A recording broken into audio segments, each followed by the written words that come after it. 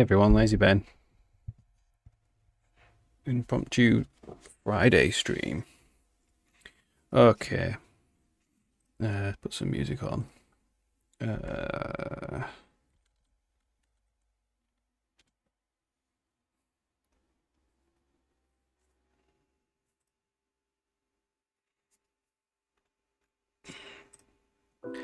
Short stream today, just to finish off what we've been working on.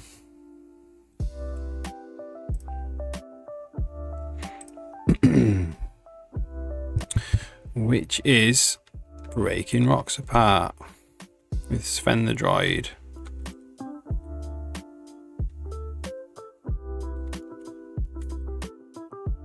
So we got to a point where we could actually break rocks apart, but we're not collecting the iron ore from these iron ore rocks. So I just want to do that. I think the way that it's going to work is those particles right now are just going to get sucked up into Sven. Okay, so if we go to the effects controller, which we are already in, and we look at the rock breaking effect, fairly simple. So this does the particle system that scatters the rocks around. What I want to do is, after a certain amount of time, I want all the particles to go towards the droid.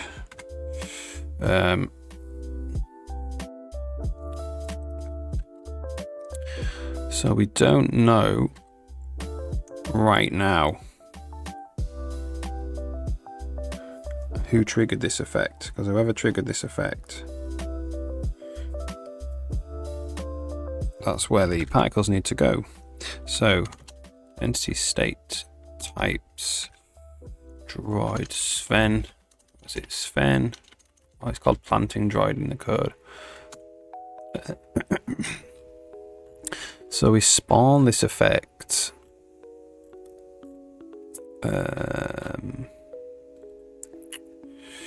Where do we spawn this effect?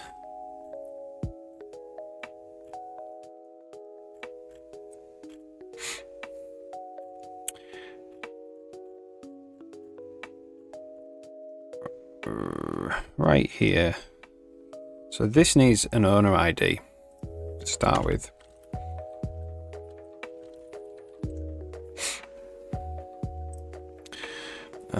So UCC4 owner ID.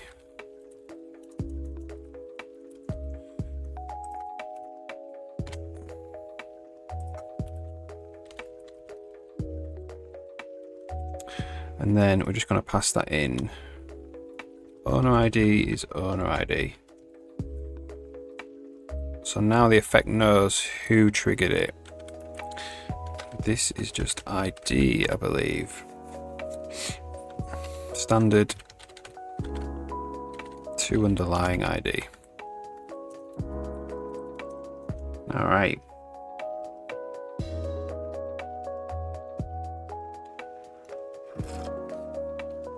Okay, so what we want to do is,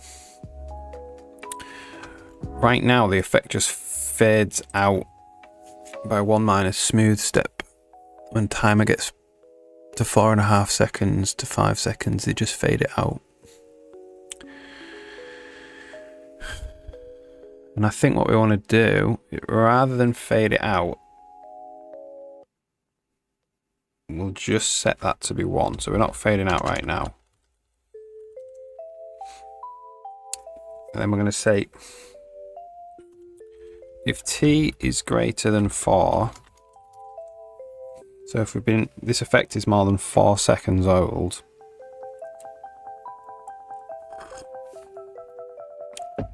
we'll start moving the particles towards Sven the droid.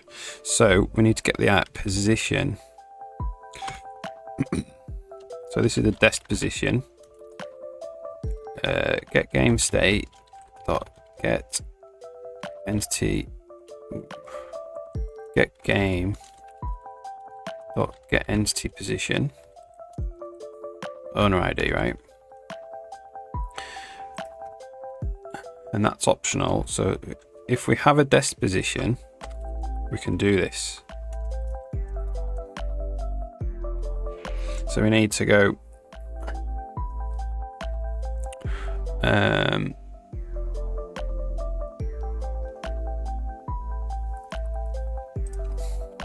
what we'll do is we'll set it here. Yeah, so we'll say standard optional vec2 sp. And then what we're going to do is we're just going to say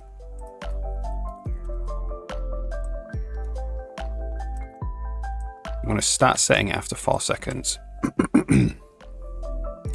And then we are now going to move all these bodies to that desk position. So we're just going to go if desk position body.bounds.xy equals bm move to the desk position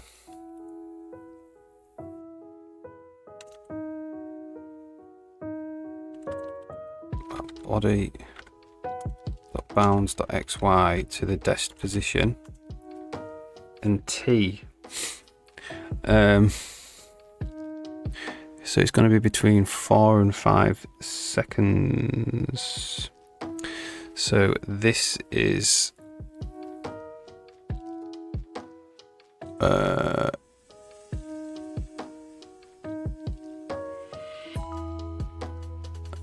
we'll just say t minus 5 for now.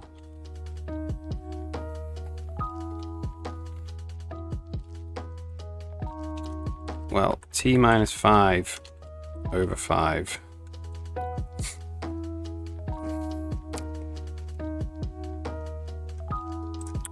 Which means it goes from 0 to 1 as t goes from 4 to 5. No, 5 minus t, sorry.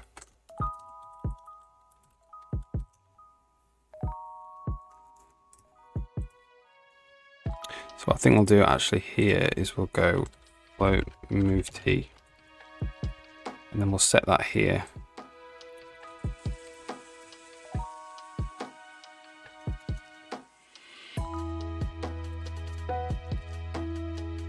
So as t goes from 4 to 5, that goes from 0 to 1.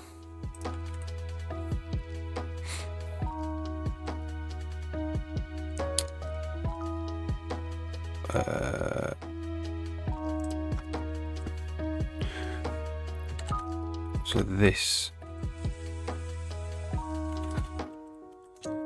So if t is 4, that comes in, it says 1 at 1/5.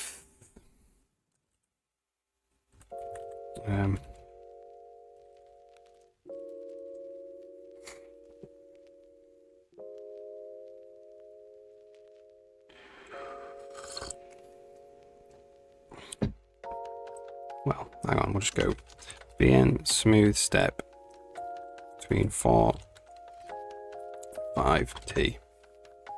Let's do that.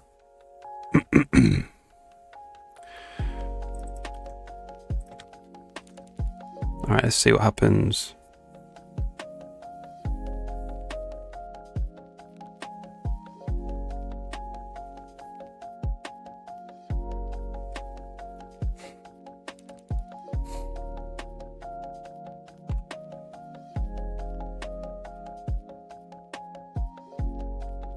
So we'll get Sven the droid, and we'll equip him with a rock breaker, and then we'll break some rocks.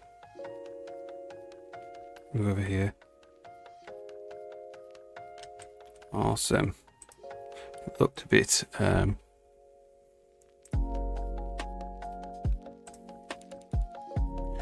rubbish though.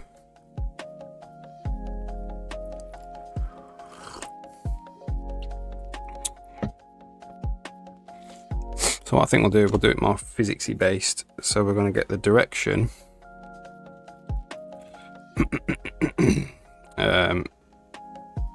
equals, so from the body bounds,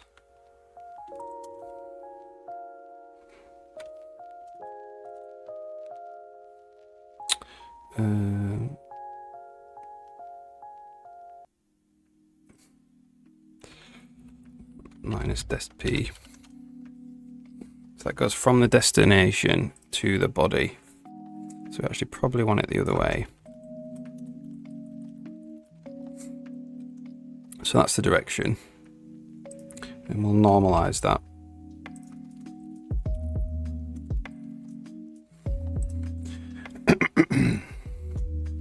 And we'll just have an acceleration. So just say that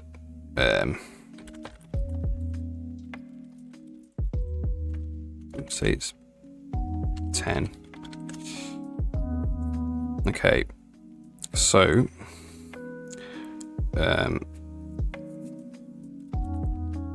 body dot velocity plus equals, do we actually, yeah, so we're not going to tick it.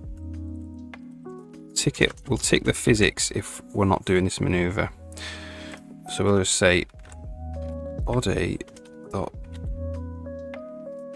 velocity plus equals acceleration times dt, body dot bounds plus equals body dot velocity times dt. So we'll do that way.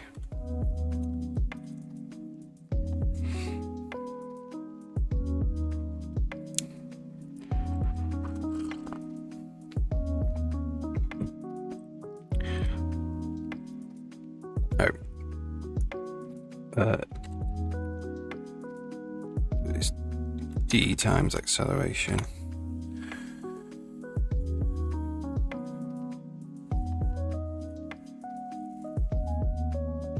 See how that looks.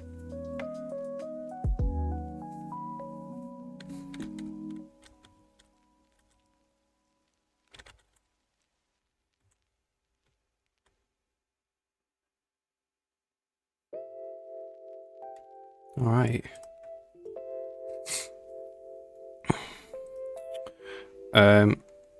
So we'll keep this, we'll just for now keep this effect alive all the time so they don't disappear.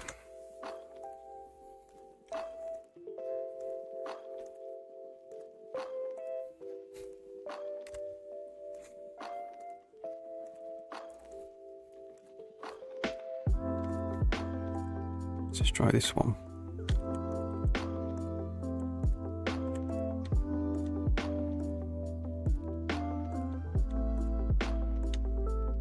So you can see it follows them. That's kind of what we want.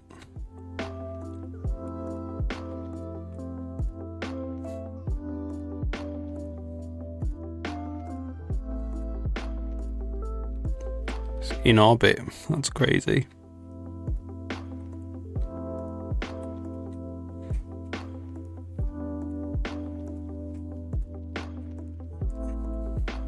All right.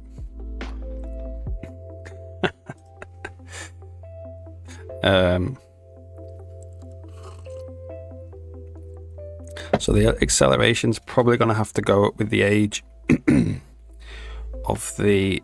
So we want the acceleration, we want the force to be more and stronger as the older the effect gets. So let's just put the acceleration to be t for now, and we'll see what happens with that.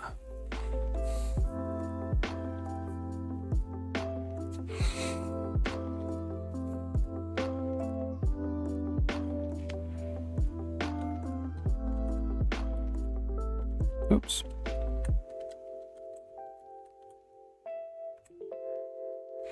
So let's just see what happens.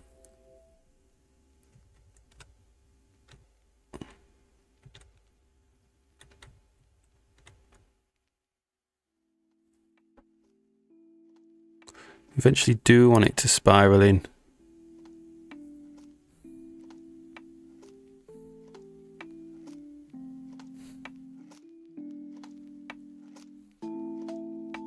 As it gets older, as the effect goes on more and more and more.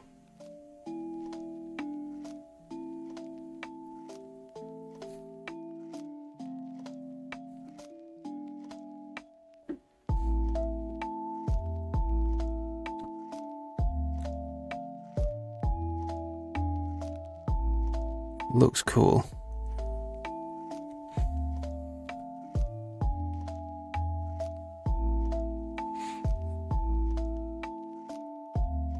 Alright. So what I might do there is just plus the... So it might... It does look cool. Like, we do want them to actually get to the body though. Body.bounds.xy equals bm move to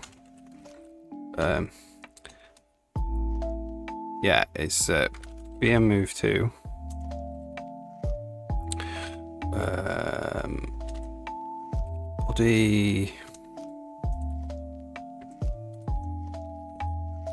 body.bounds.xy. We definitely want to move it to the destination P by move T.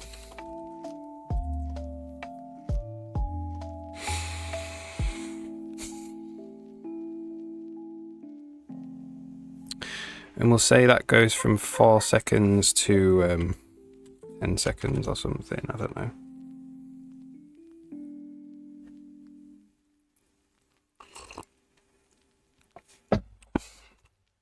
We do want a little bit of the weird random orbiting, but we don't need to dominate the movement. We do eventually want to end up at the destination.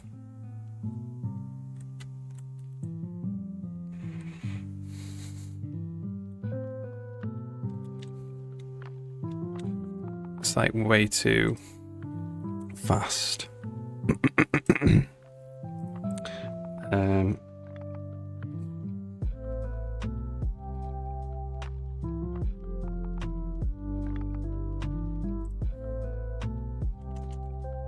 My 20.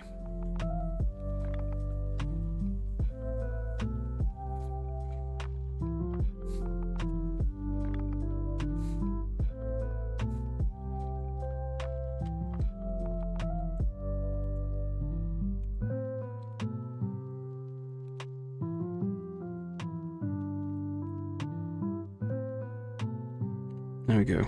So that looked all right. Maybe a little bit more.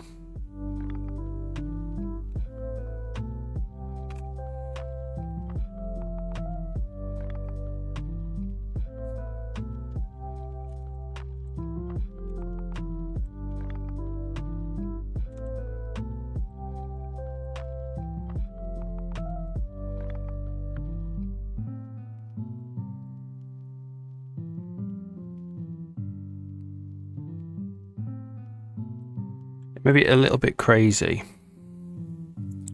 Let's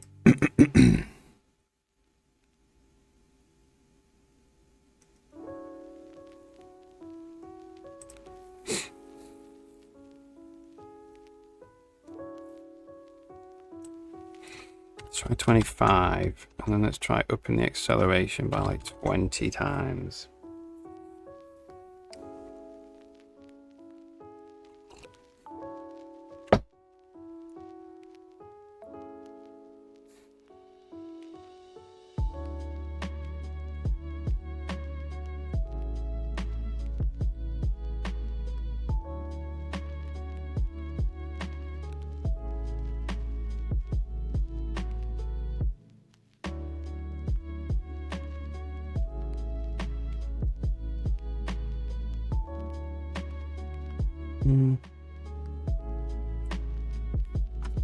Let's try after 2 seconds.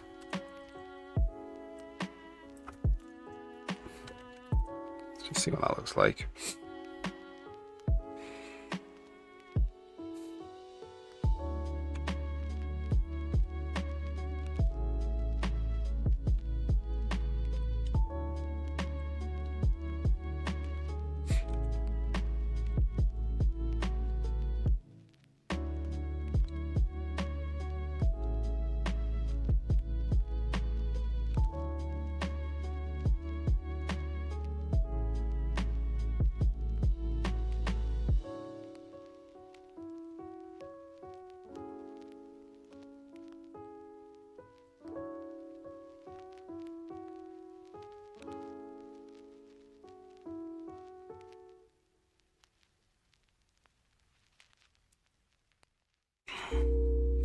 So we're going to say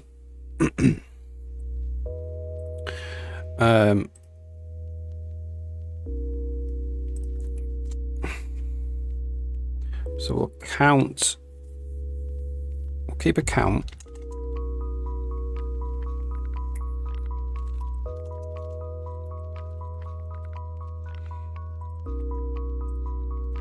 We'll start it at 2. And then we'll say if D is less than small float, count plus plus.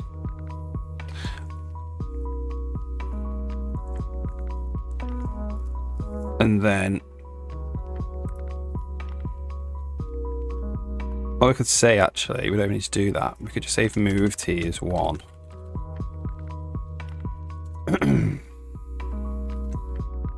So we return move T is less than 1. Whoops. That will end the effect.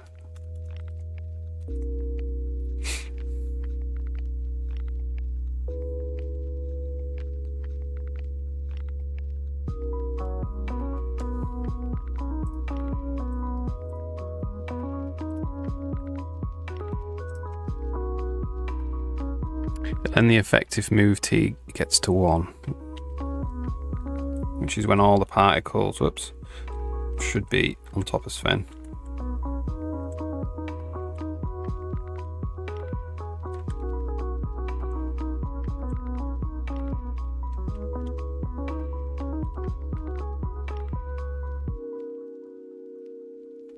So I think because it keeps missing and then going back, we need to lerp these together. Like this.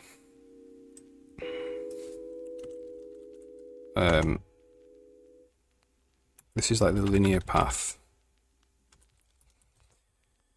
And then we need to go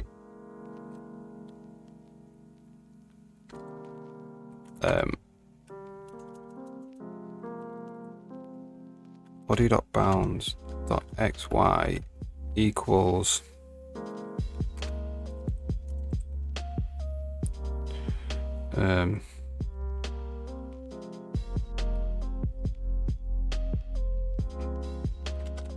linear path dest p move T. Try that.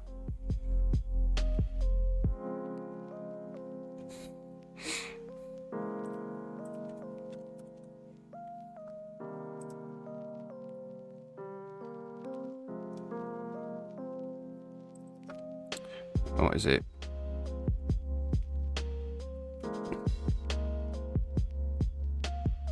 Geometry. That's that one I want.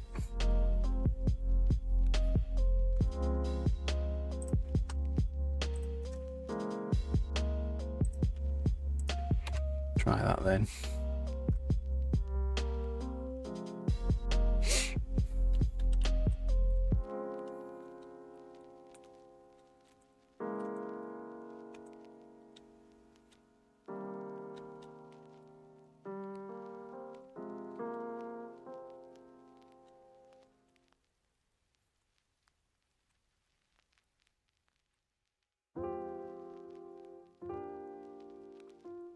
That's pretty good.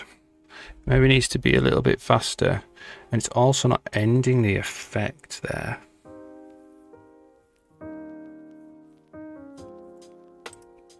Let's fix the ending of the effect.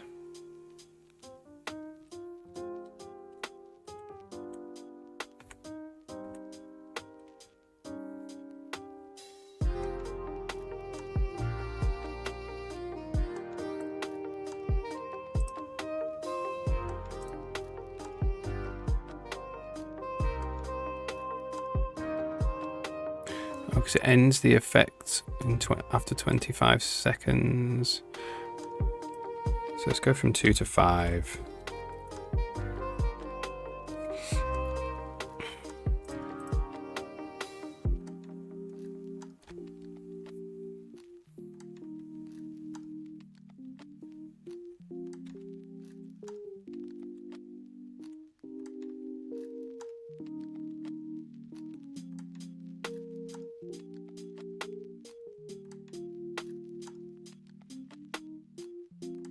Oh, that was weird, didn't it? And after 10 seconds then.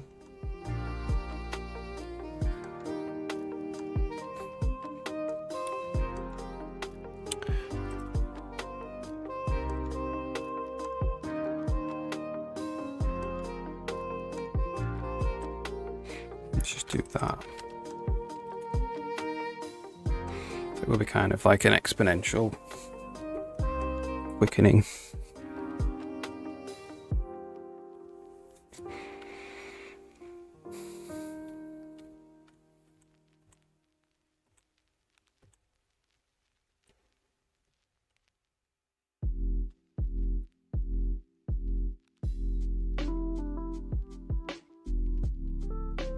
It does end after 10 seconds.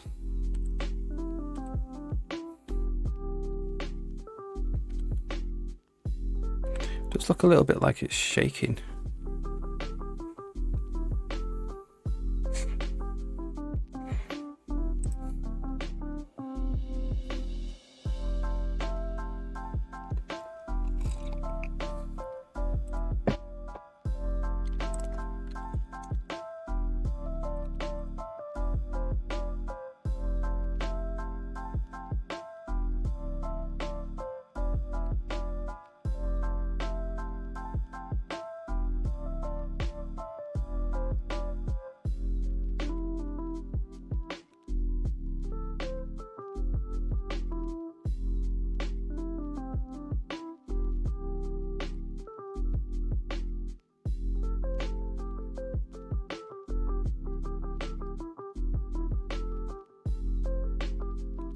What I might do is I might get them to disappear when they enter, or when they get to less than half a unit away. So if we get them to, how do we get them to disappear? We have to set the bounds to be, the area to be 0.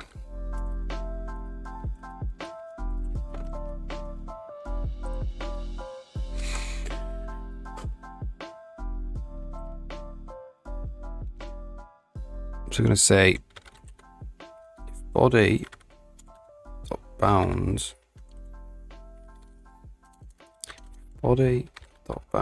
dot xy or dot center distance squared to destination is less than 1. I'll just say less than 1. Just say body dot bounds dot width height, reset it. So if we get to within 1 world unit, we'll set the width height to be 0 and it won't render it.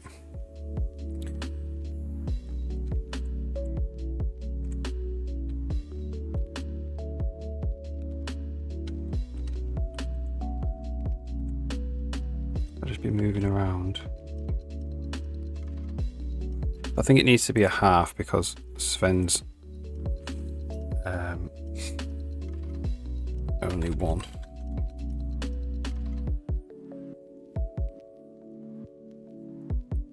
Sven's only 1 world unit wide. So if it's a half, it'll be like half to the left, half to the right of 1.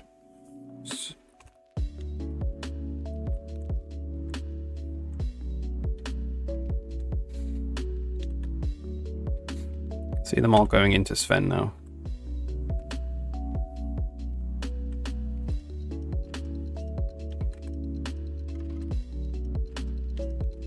Move really.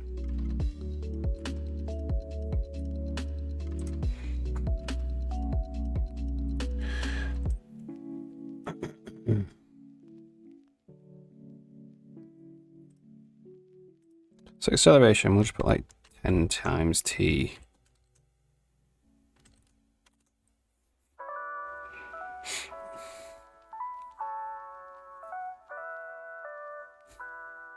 To mess around with these numbers to get something that actually looks quite good.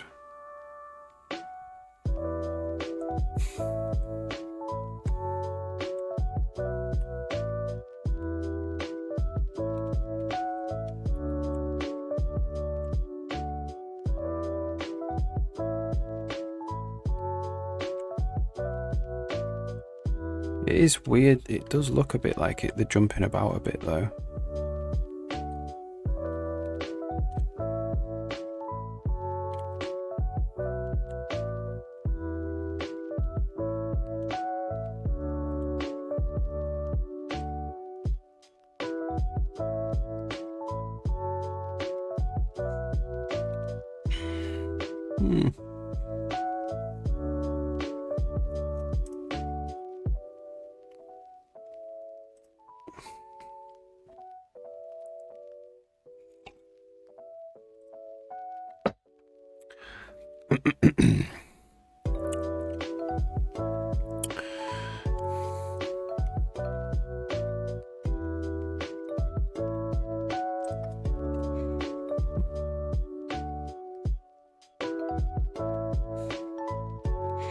Just play around with it for a bit and we'll see how it feels. So if I just stand next to it, what does it look like?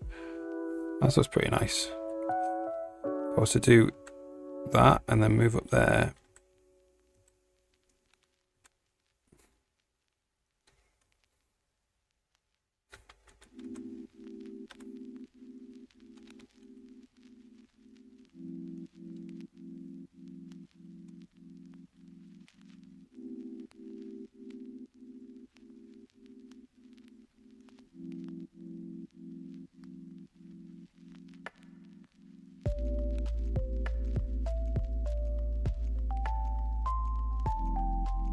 Yeah, I think we're fine. I think that's fine.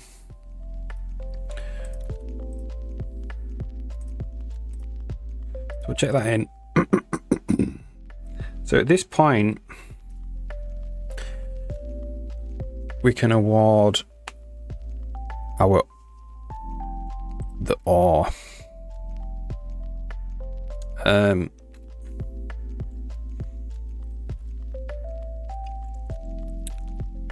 So I might just do it with carbon for a second, because we don't have any kind of concept in the game yet of awarding rock ores, but we do have carbon.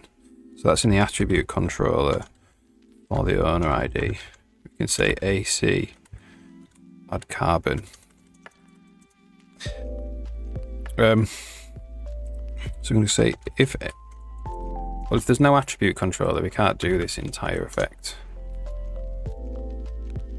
We can't do this bit.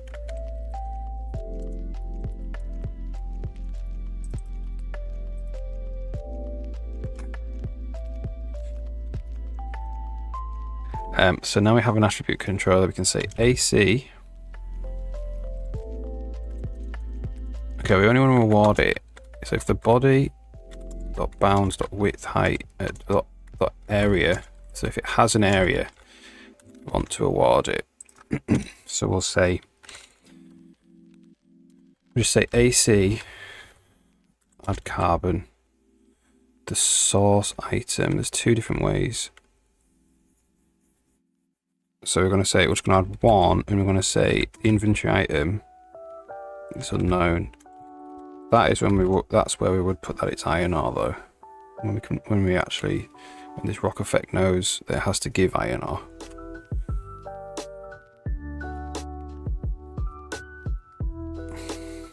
Well, actually not iron ore. Not carbon, sorry. I'll have to have like an add ore or something. Okay, so got a bunch of carbon. Lots of carbon.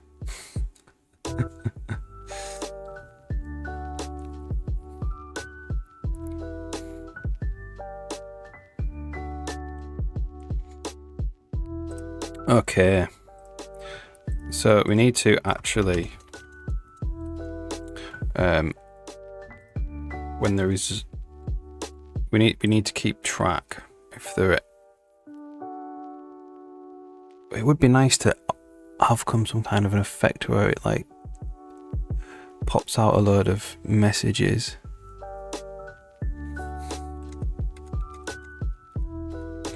The problem is with these messages is they happen, they maybe need to happen a bit like one after the other a bit faster. So let's pick messages. messages. Would messages tick? So say every half a second. Let's say every 0.1 seconds, and we'll see what that looks like.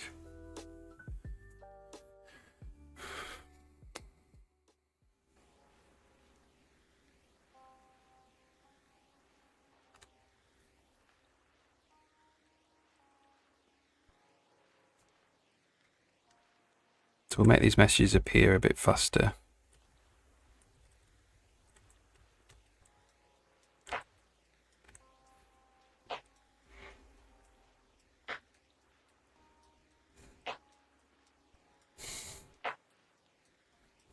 That's a lot in it. Still a lot.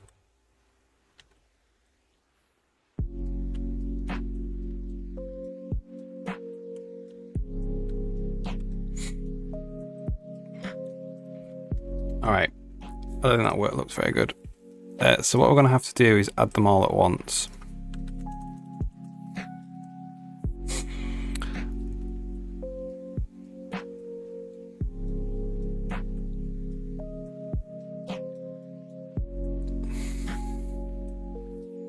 So we're going to say, we're just going to count body count, set it at 2, and then we're going to say body count plus plus, and then we're going to say if body count equals bodies, I mean all the bodies have been consumed, we'll do that message, add carbon, body count minus 2.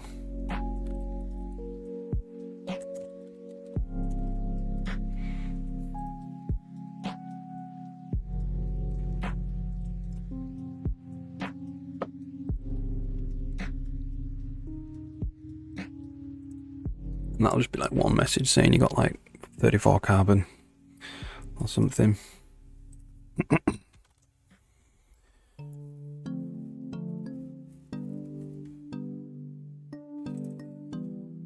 Body count equals bodies dot get count.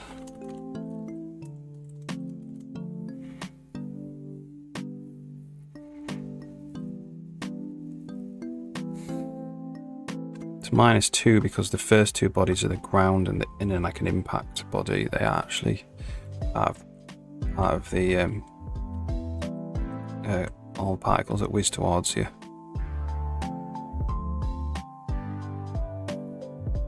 So it's awarding it over and over again. And then we return false, else we return true. We can get rid of that. Returning false ends the effect.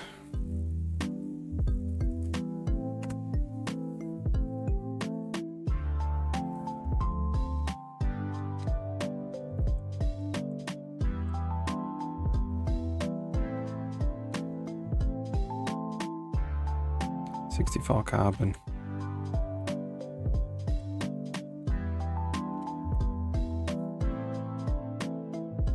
.64 carbon.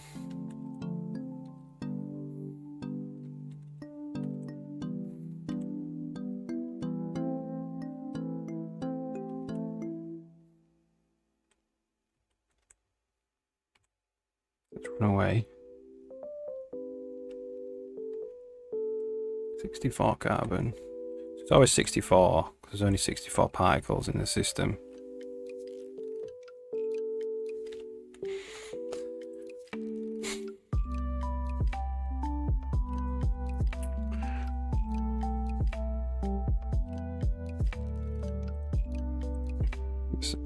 Let's move that up a little bit as well.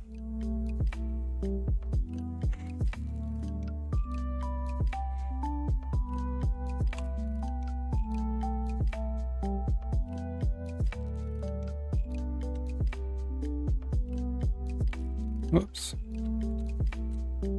Oh, come on. There we go.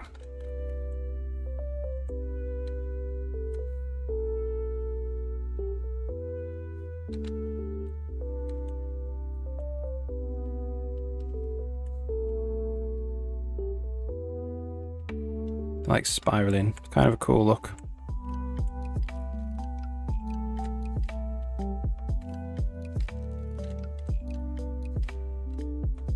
Quite like that. Quite nice.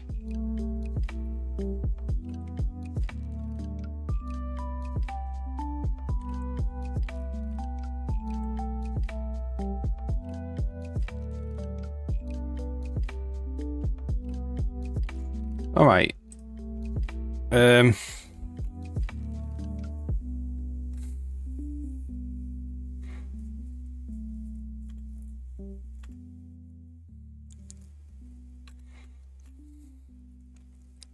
Now we need to associate, because we don't want to add carbon.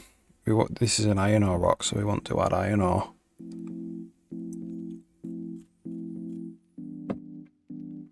So in order to figure out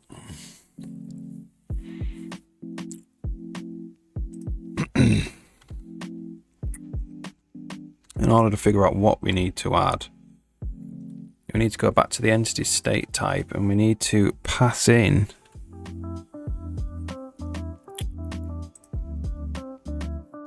what item we're breaking apart.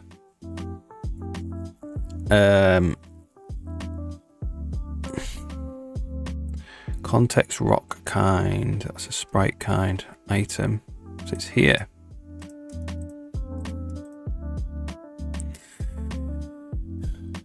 So we'll pass in the inventory item type reward item.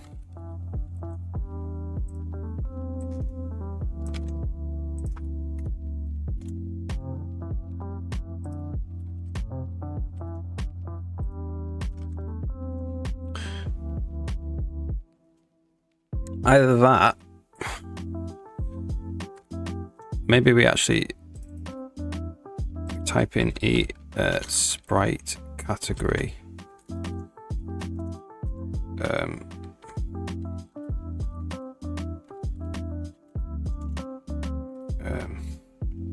Because the sprite category in it, no, it's not the sprite category, sorry, it's the sprite kind.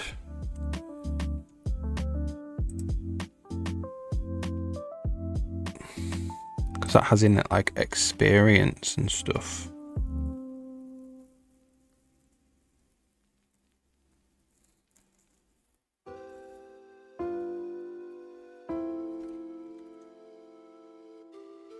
So it gives 3 to 7 experience and it produces iron ore. So I think this actually needs to be the E-sprite kind.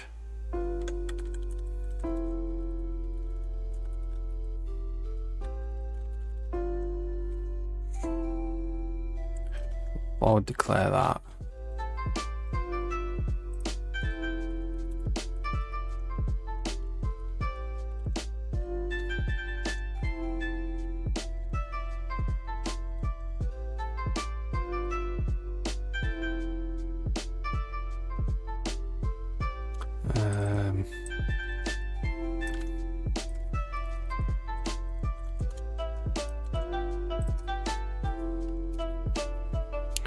Yeah, we'll store it here.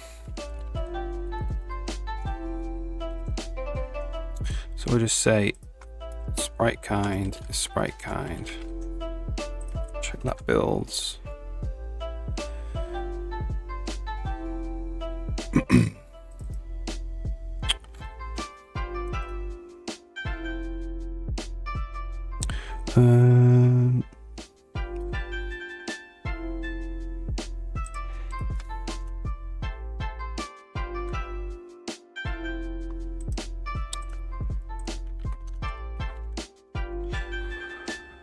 All right.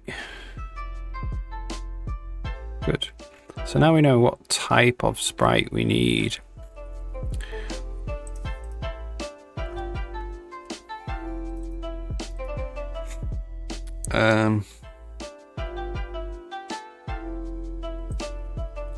Won't bother with alpha for now. That tells you what type of sprite we need to, what type of item we need to award. Um,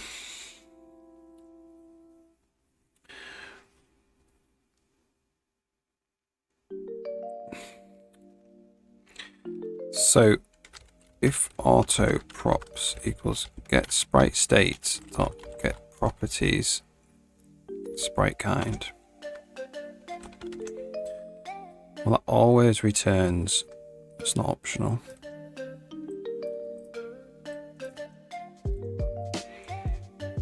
Okay, so let's just see.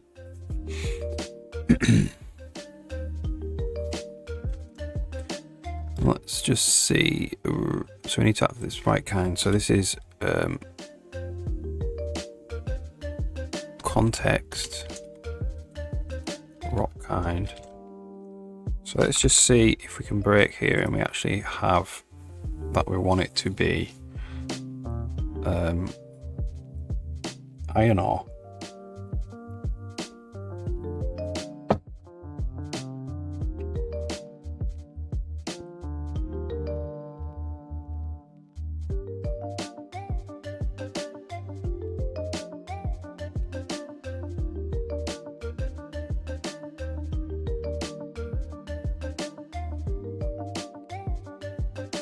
Iron ore rock. Item iron ore. So we can do AC add experience props dot experience dot random.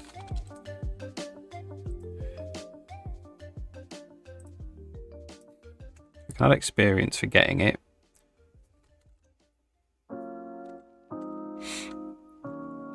We don't want to add carbon. What we want to do is we want to add another type of resource. So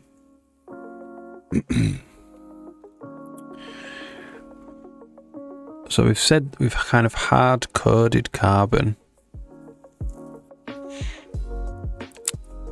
I think maybe what we want to do is have some kind of a resource, concept of a resource. So,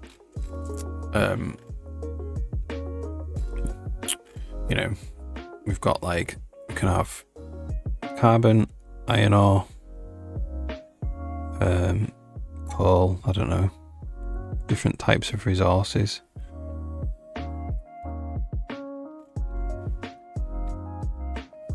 Just may as well just do that here. So, enum class E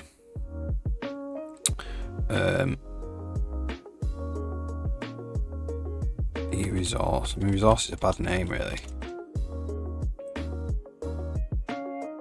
Say E-sprite resource. Because these come from sprites in the world. Unknown.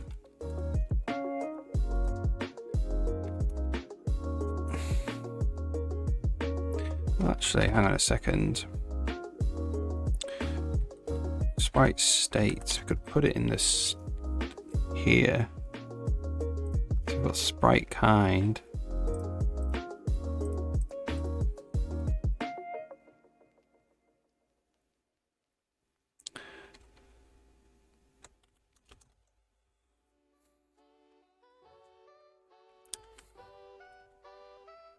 We've got like carbon. Iron ore. So right now, iron ore is an inventory item as well.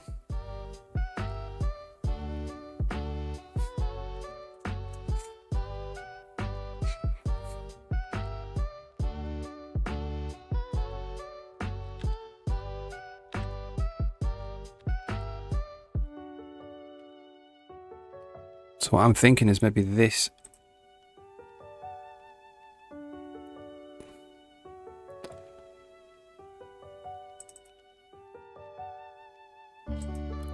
This isn't the item, it's the sprite resource.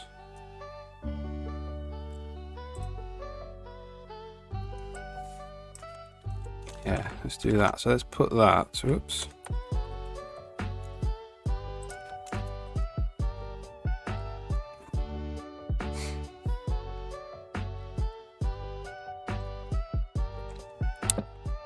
There. And this becomes sprite resource. And this becomes resource.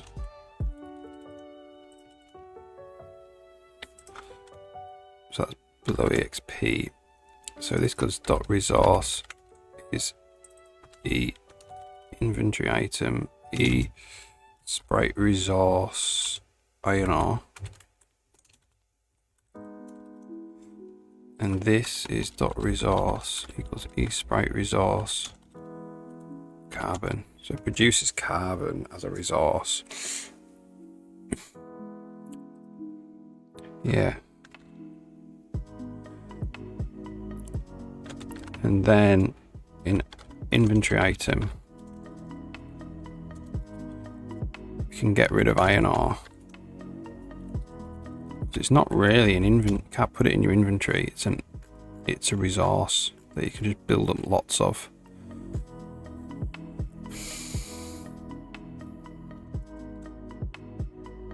Right, let's just get rid of all these build errors that this is going to make.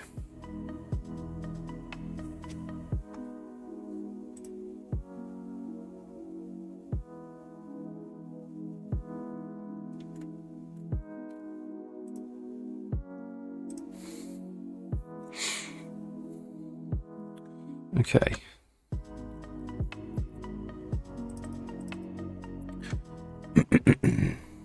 So we find or create a world item. Now,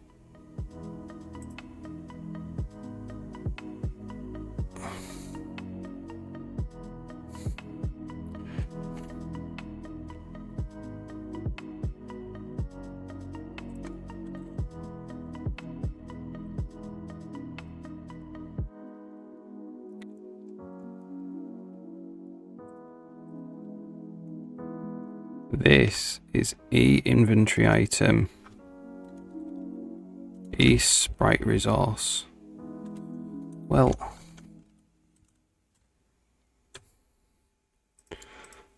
create world item.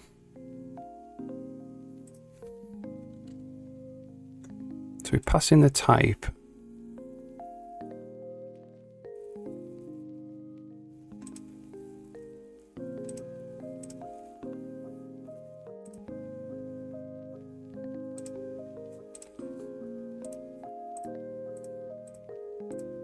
Result get prefab.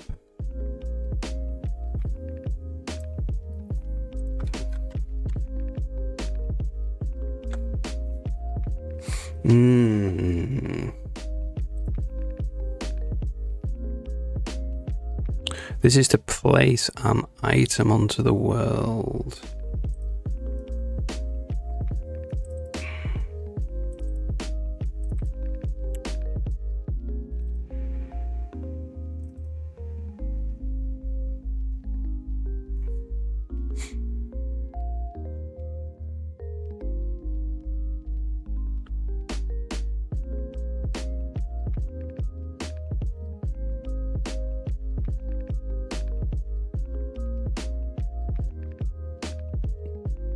So final create world item. We've got rid of the sprite properties item. We need to be able to create a world item with the resource as well.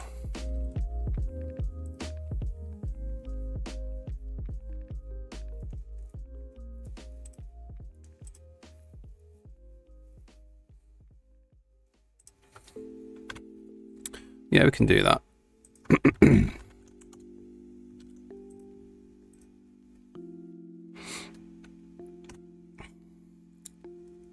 So, world item,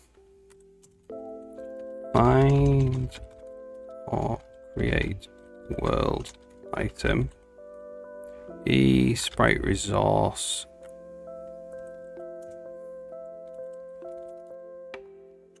resource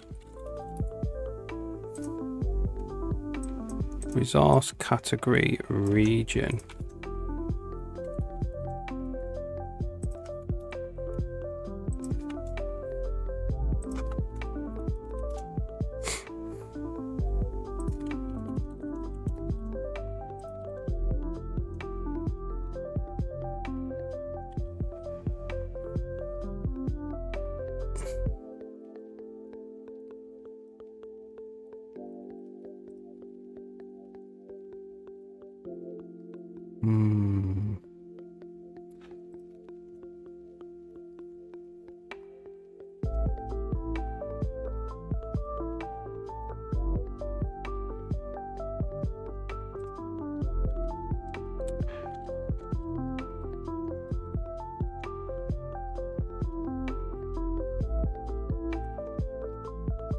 So we find a world item in that region.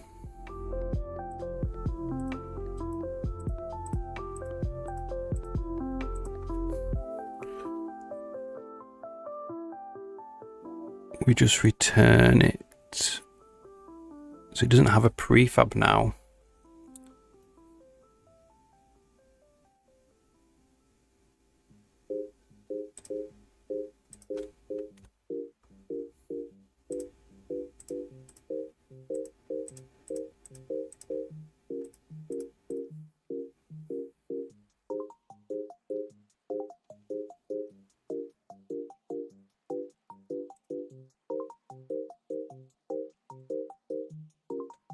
So what would that mean?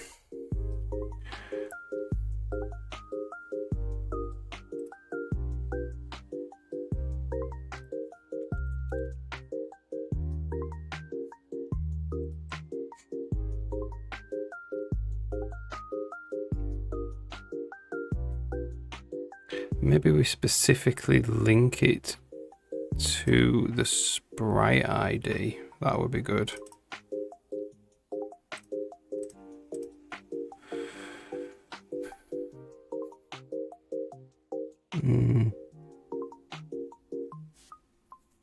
All right, now I think we go back. How far back do we go though?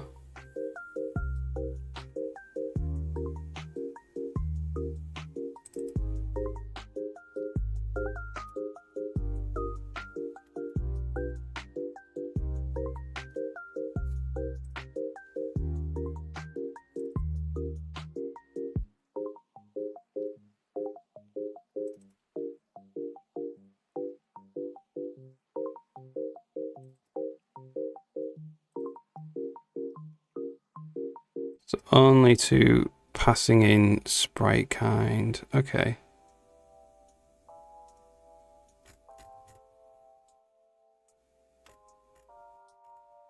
And all that as well. Okay, so we'll keep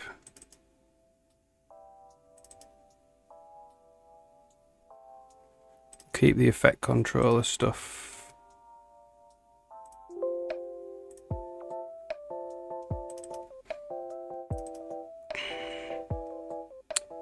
I'm going to do it a different way because that would have caused too much ripple effect of problems. Okay, so this, it needs the sprite kind, which is context, rock kind.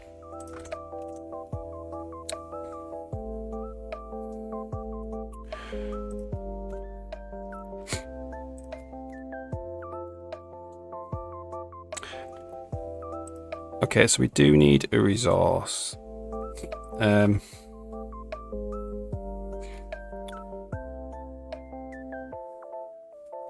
So we have properties. I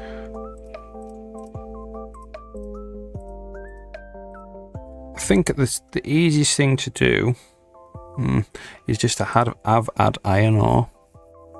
How many resources are we really going to have?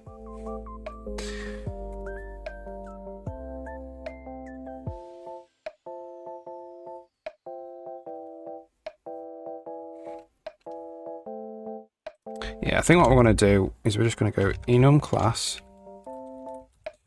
e attribute resource attribute resource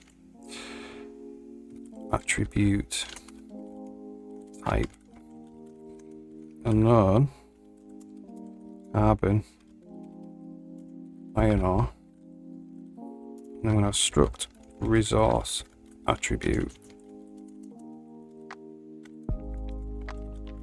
and then it's just going to be type, and then we're just going to have attribute S32 amount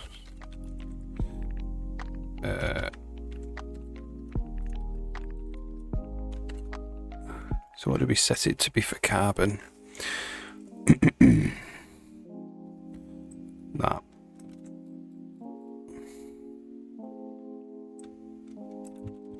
Like that.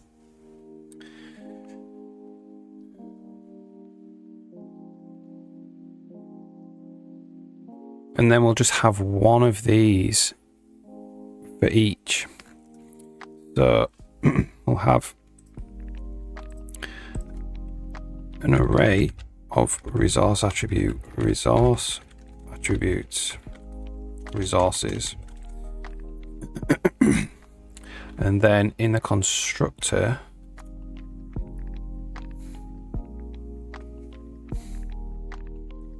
we need like an initialize internal.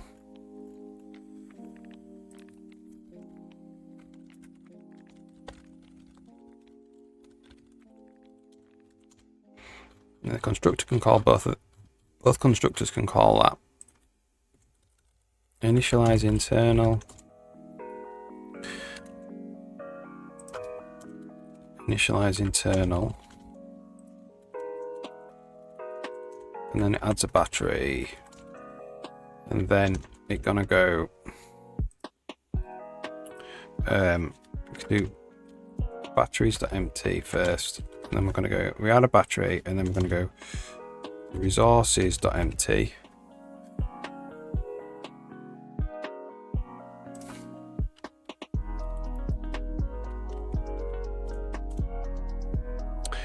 And then I'm going to go for in enum count the attribute resource attribute type. So for each resource we're going to make one resources.inplace resource attribute resource attribute type see if that works. That works without the compiler is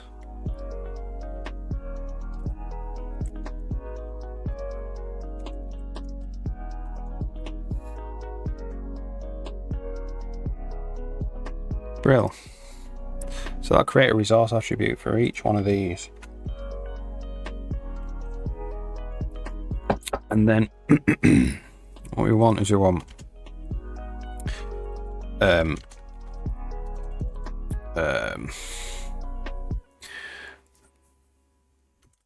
so maybe up here we say add carbon, right? We need S32 add resource resource attribute type S32 value inventory item type source item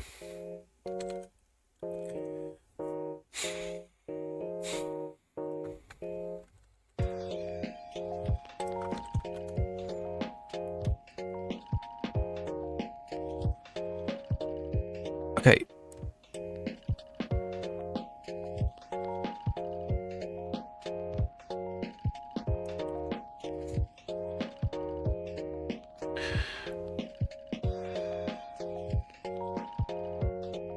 So get the attribute controller for the hero, then we get the prefab if we have it, and we add the amount to the amount.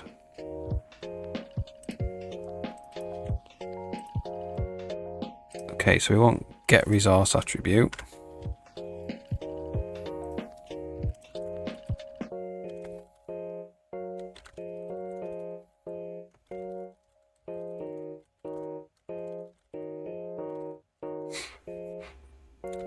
E resource attribute type.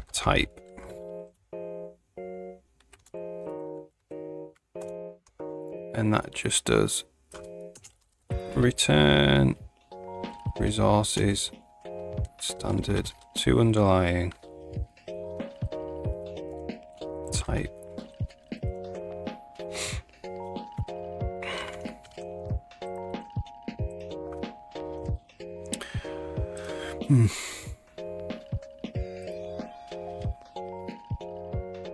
Yeah.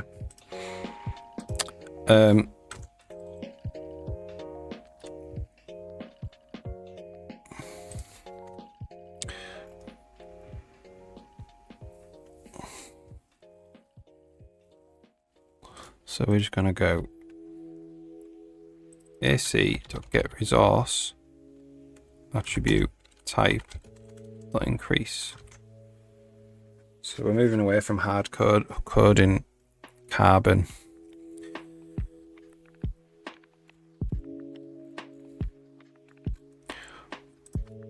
So let's do S32 get resource, E resource attribute type.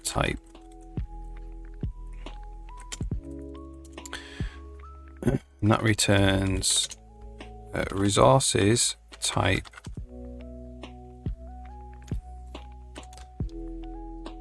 resources standard to underlying type dot amount dot target 1.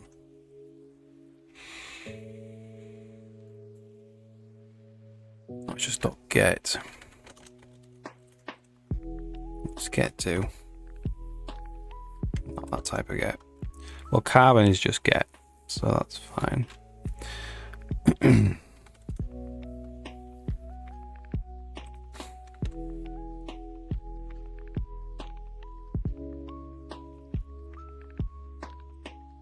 Okay. So I think what we need to, well, actually the first thing we need to do is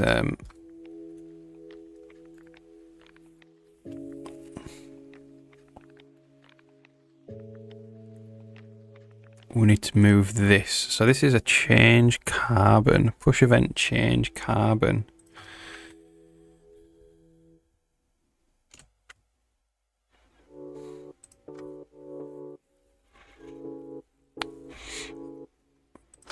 So this event type now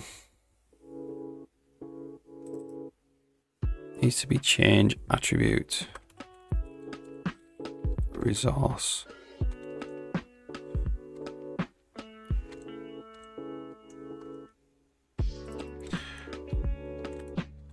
Change resource, and then this needs to be, we need an attribute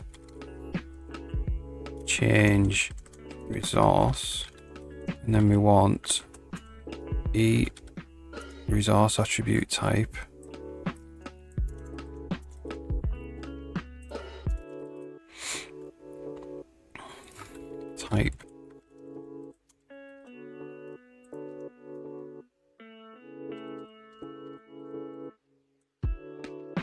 so this is attribute change resource, and then the type is just type.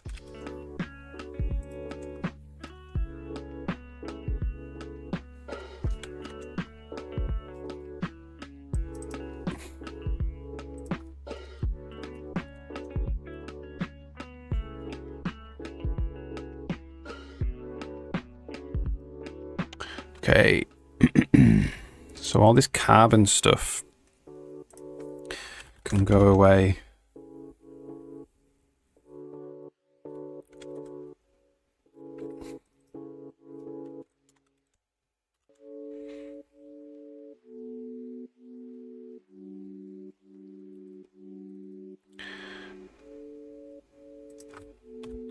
amount.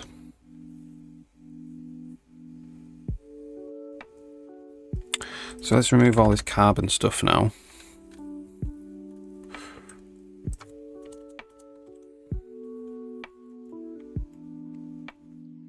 And the carbon attribute. And carbon.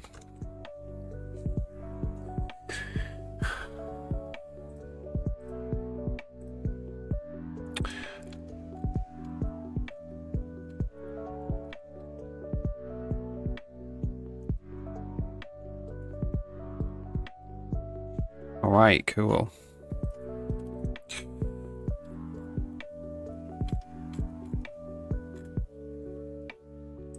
This can go, this can go, this can go.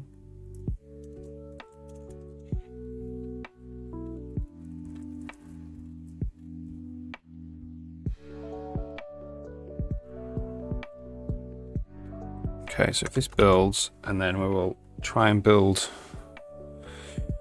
the rest of the game, and we'll have to change everything that is use this carbon attribute to using the general resource attribute now. So there'll be a bunch of changes to make. So what I might do is get a cup of coffee before we do this, and then we'll make those changes. So I'll be back in 2 minutes.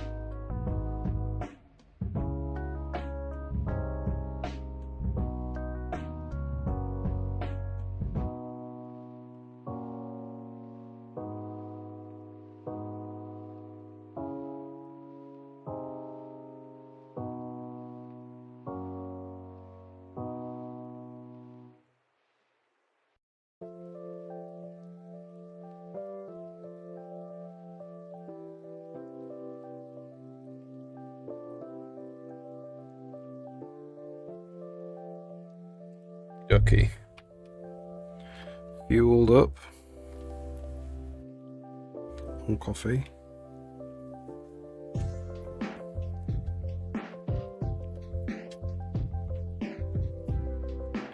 So let's tackle all these compilers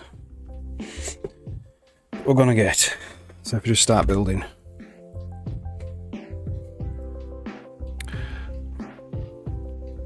Alright, got some. Get carbon. Can craft recipe. If recipe has carbon in it, so this is all going to need to get generalized as well. So we're just going to go get attributes, get resource attribute, resource attribute type carbon.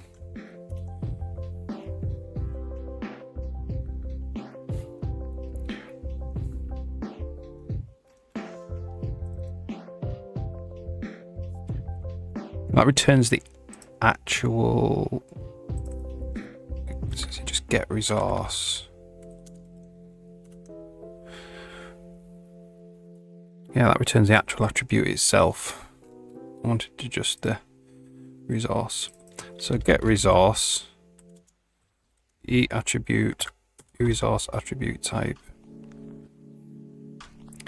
carbon. So I think it should be called e attribute resource type.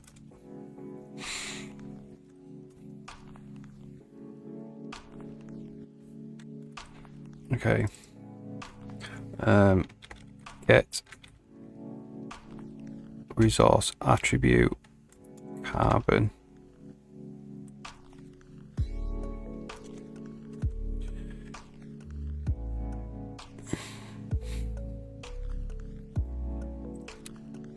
So this is get resource carbon.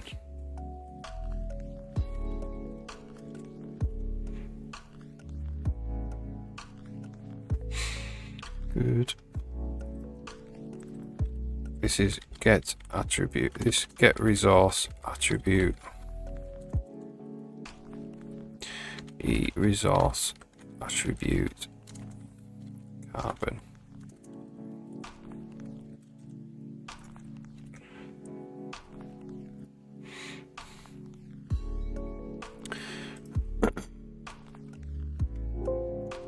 Yeah, it doesn't know about that. E attribute resource type.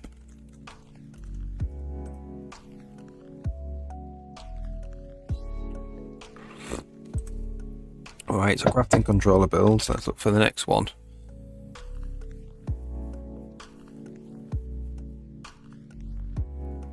Okay. Add carbon. Add attribute. Add resource. E attribute resource type carbon. So this is not. This is actually, it's not carbon, because this is where we want to actually add the ore.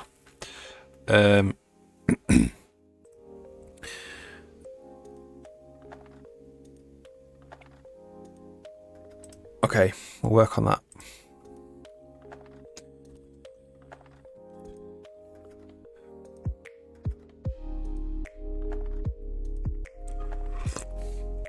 That builds.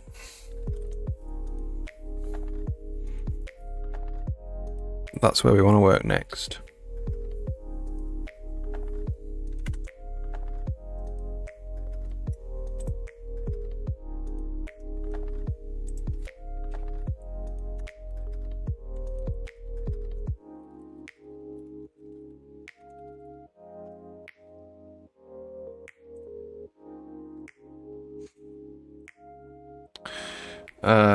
Okay. So this is where we're saving it. So this needs quite a bit of work now, because we've got different types of attributes. So that means that in the attribute controller, this is save file U32, because it's going to go in a save file. Now we need to save all the attributes.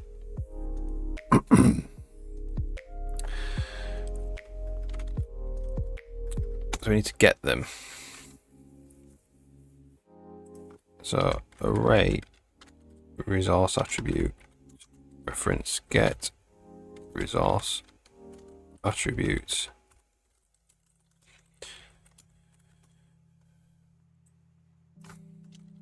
Return resources.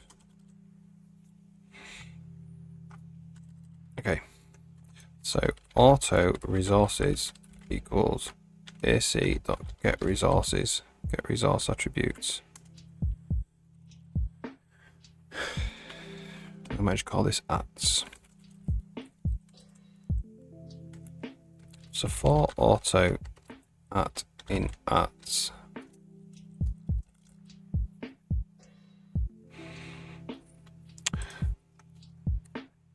so this is entity. This is now entity resource attribute.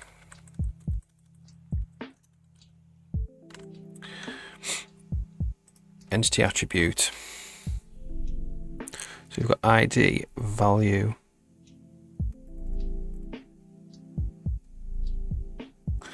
Attribute controller, get ID. So this needs in it e attribute resource type.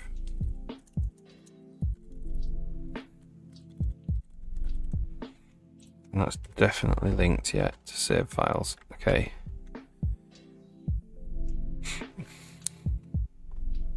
So this is .type equals at .type. And this now can go here.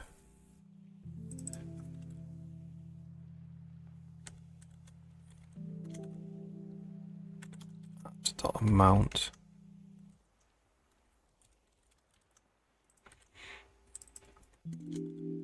Entity resource attribute.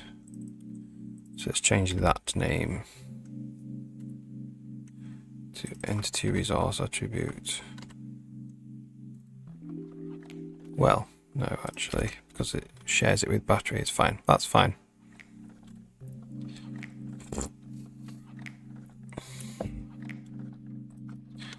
Type, well, we can leave the type.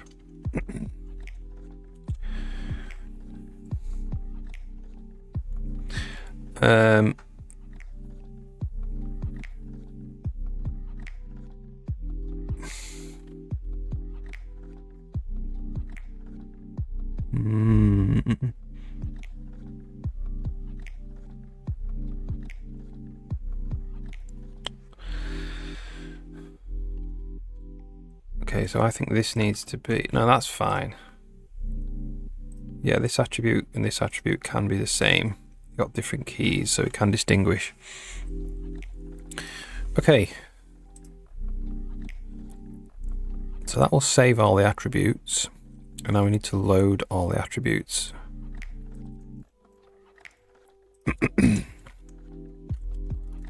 So this is just @.empty.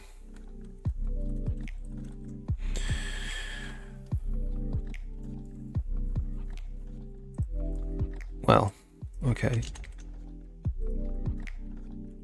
The attribute controller empties the batteries. We'll empty the attributes.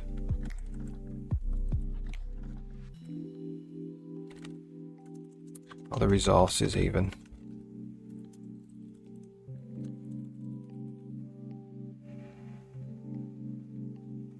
Now I think it's for auto.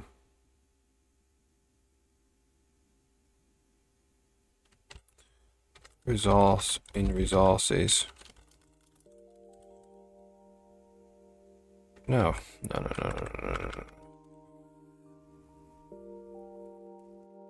Yeah. We don't need to empty it. We don't need to empty it.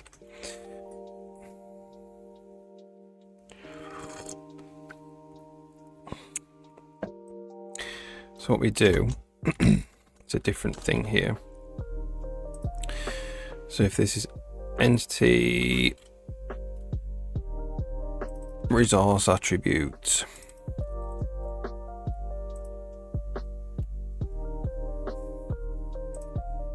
this is ac.get resource attribute data type.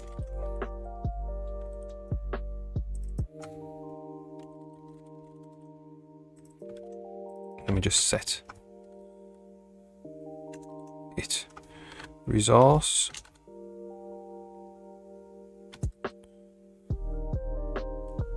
Yeah, that would load it. So these are actually resources now.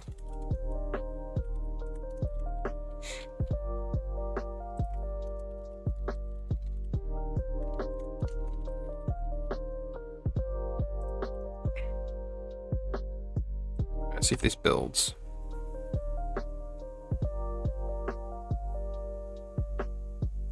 Good. There was another thing that I actually remember now that I need to do. We're saving the world item.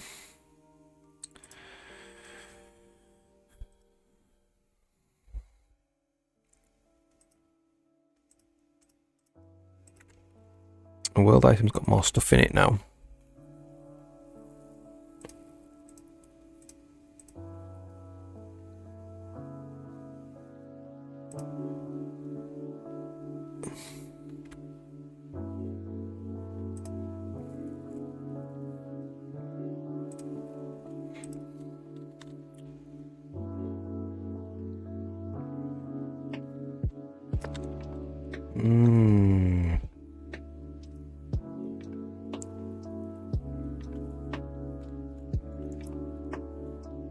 So it's here when we load it. We create it, we add it in.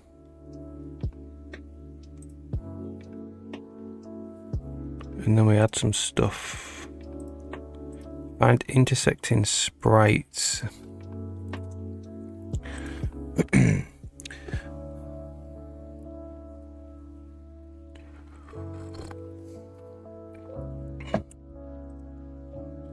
So this is where we need to find intersecting sprites of the right sprite kind. The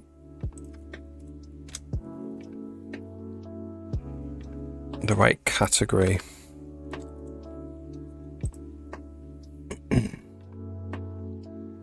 So we need to actually store the category in the world item. eSprite category.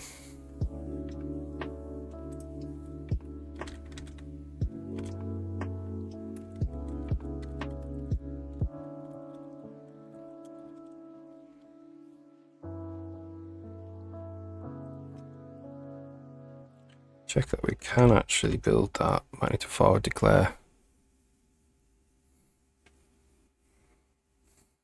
That looks all right. So let's just save the category.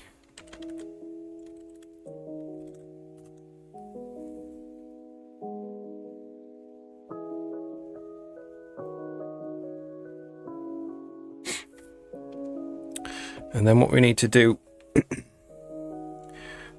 I'll just put this over here for a second. So the game save manually builds all this stuff up.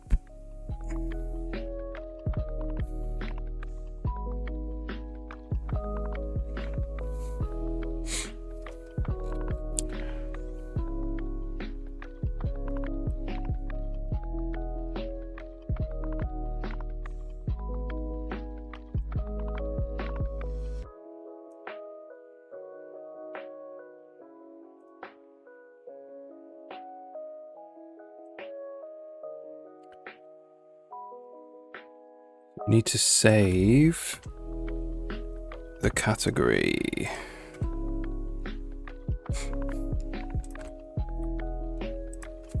So this is a save file.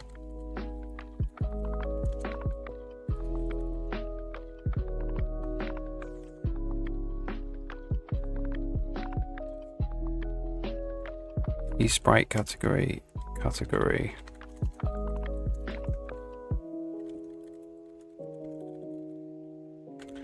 Okay, so when we save it now, it's just .category equals I.category. And then when we load it here, we're manually adding in the yes.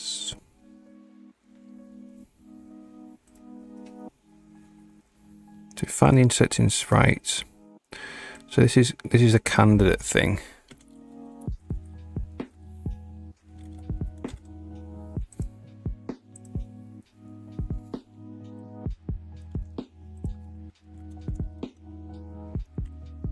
If seed property got category equals data category.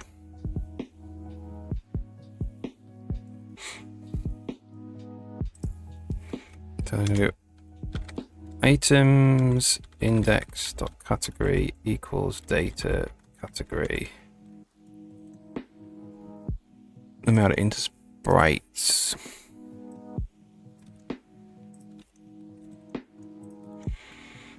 Alright then.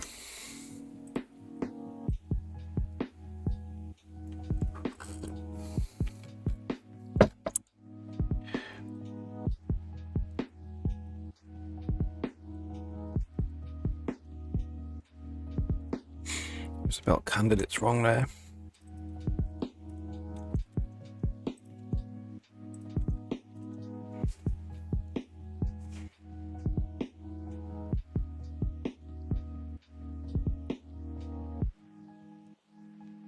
All right, cool.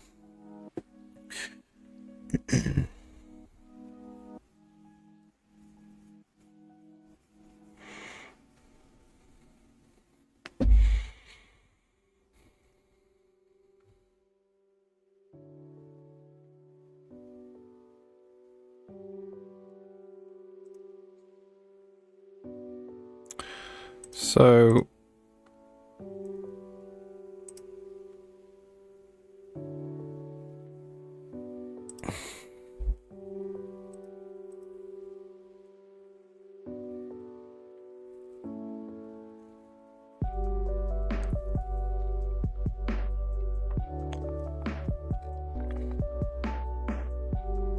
when we save it,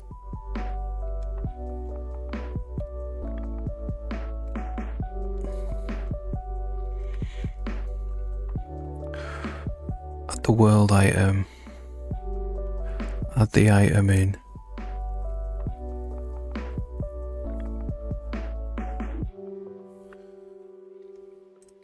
So this needs to probably be add unique as well.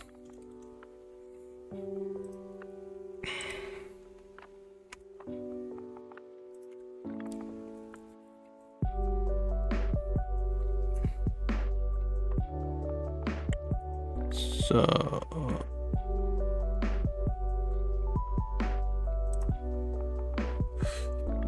that means this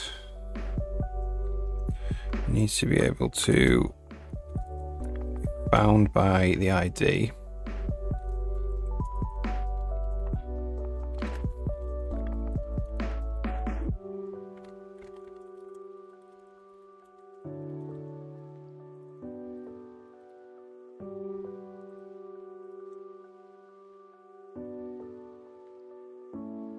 So I think we need to check this, which we will do. So that's add unique. So we don't want to add the item in more than once, because this executes for every single item in the world item, which is confusing. So sprite state. Okay. Change the, implement the wrong thing there. Bool operator const sprite state other.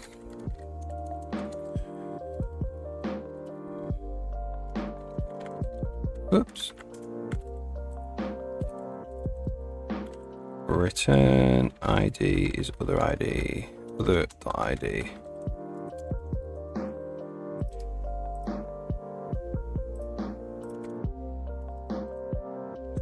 Okay. Definitely need to check them.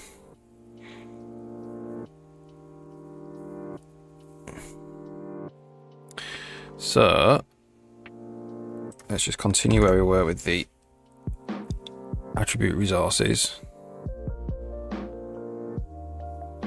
The banana.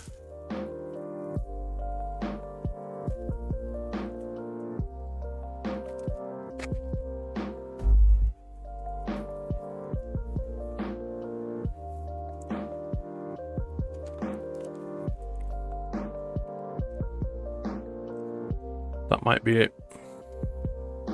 Maybe.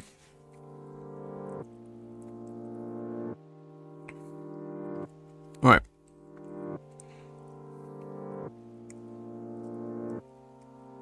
Tick debug stuff.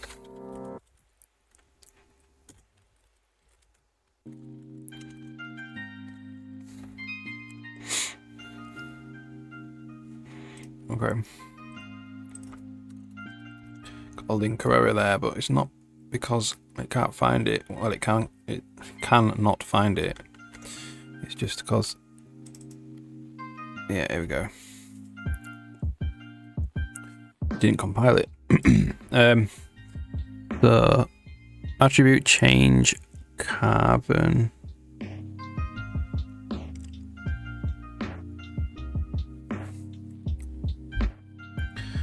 So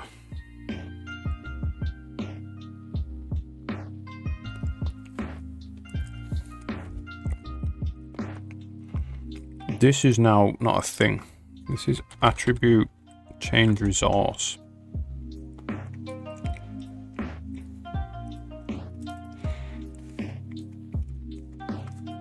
This is increase attribute resource.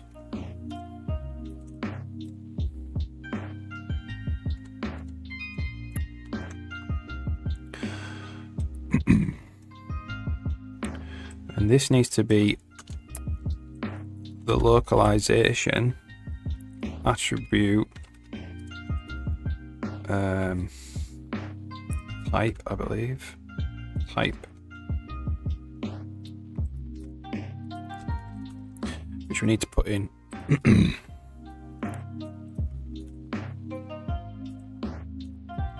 It's carbon and iron ore.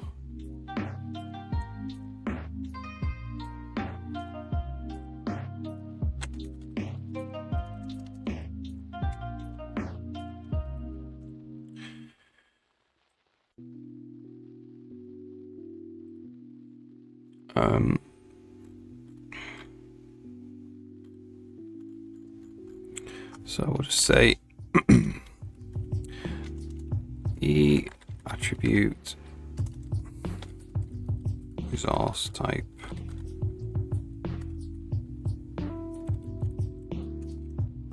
carbon iron ore.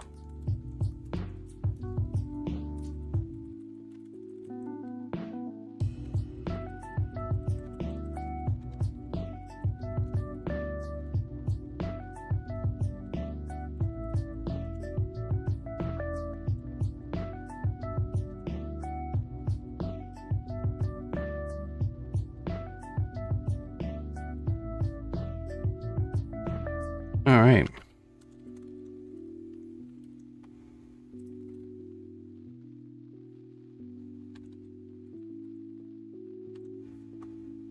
Let's see if that builds now.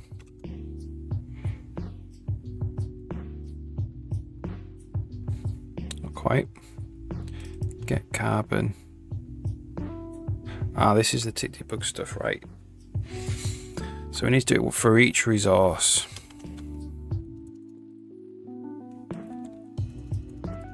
Or auto resource in AC. Get resources, resource attributes. Then we want to draw a label for each one. So this is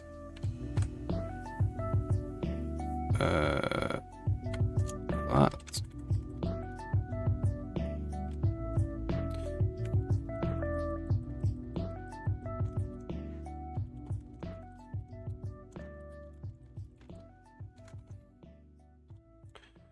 So it needs to be resource, the localization of resource type, and then resource dot amount dot get.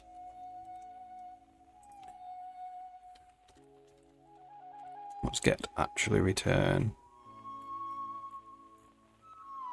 Returns target one, so I think it's value in this case.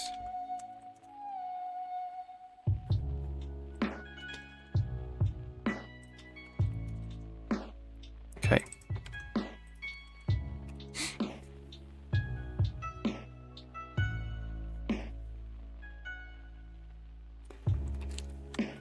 Right then.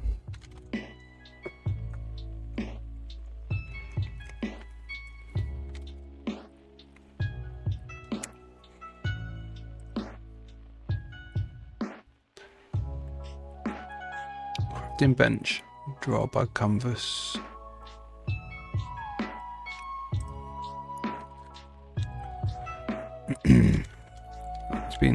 crafting controller.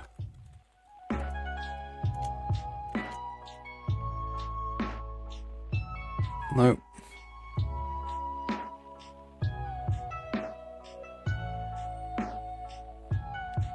Maybe it is in HUD as well. Draw.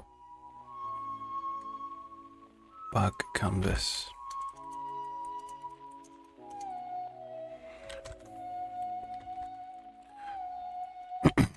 Draw. Yeah, let's put this over here. Draw bag canvas. Get menus.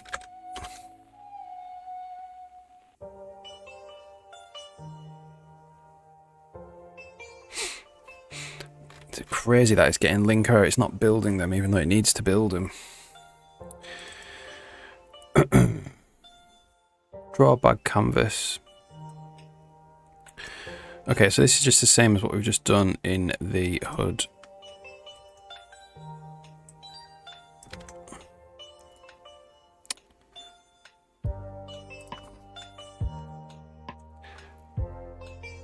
Which is here.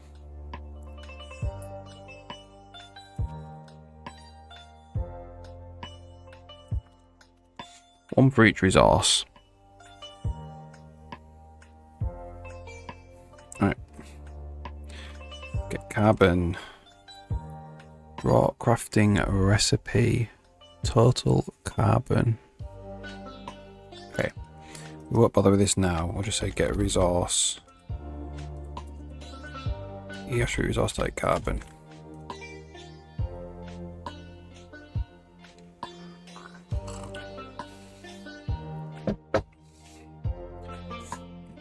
This is probably going to need a rebuild because a bunch of things weren't getting built and it was just giving linker errors. Even though it should have been, they all should have been recognised as changed.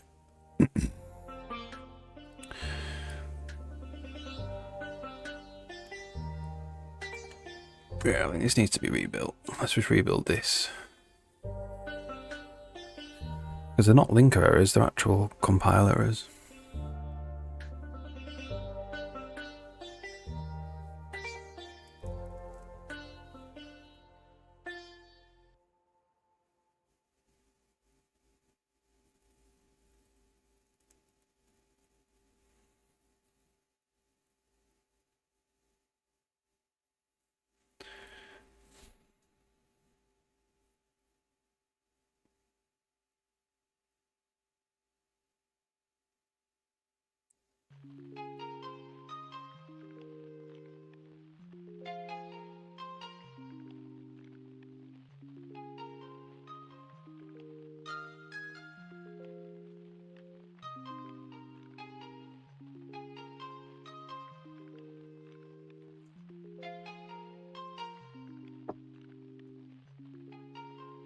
Yeah, so what we're doing now is we're extending the crafting system. I mean, extending the entire game to have different types of crafting resource. It was all just hard-coded carbon before. Could only have carbon as a crafting resource. But now we're going to say you can have whatever you want to put in this enum here. So carbon, iron ore, we might make another one, gold ore. And the system just can cope with that as adding extra resources in.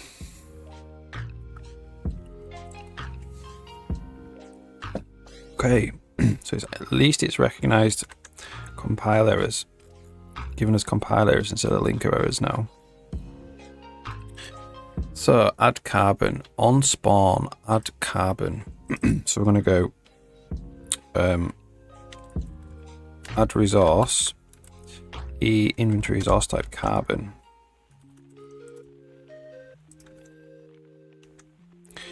So I might possibly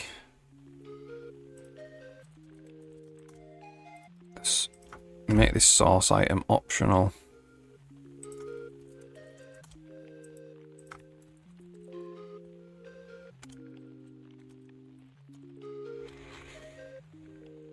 Imagine that's forward declared. Okay.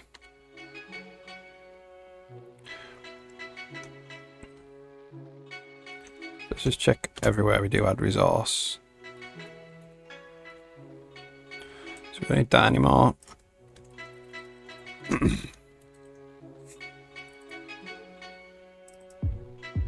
That's how we do that. Right, fine. Okay.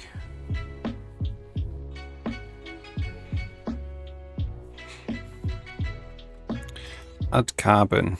So what's this?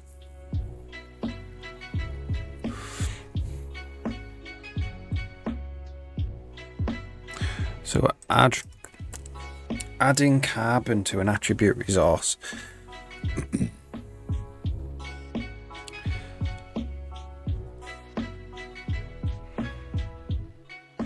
Based on the type of item.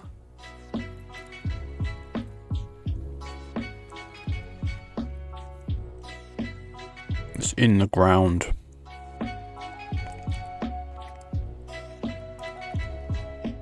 So this needs to be add resources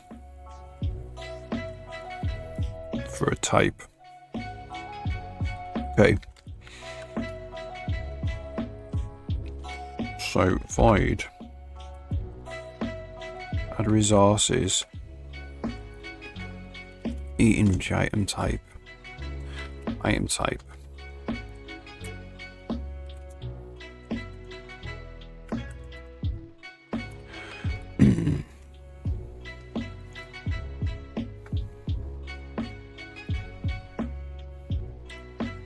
So this is just for auto resource in resources.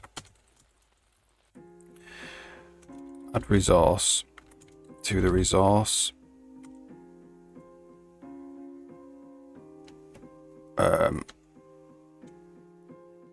Resource type 0. Item type. So that will just, given an inventory item, yeah, it will add all the resources in. Add resources. So the idea behind that is that an inventory item can be broken down into resources. You know, if you had like a table, you could break it down into carbon and iron ore if it had like nails in the table. So that's what that function would do. So you've got this thing called carbon gen.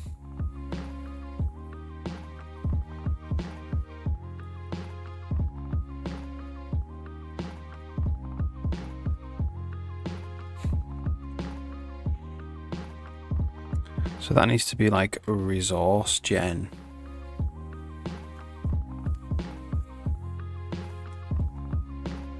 So where do we use carbon gen?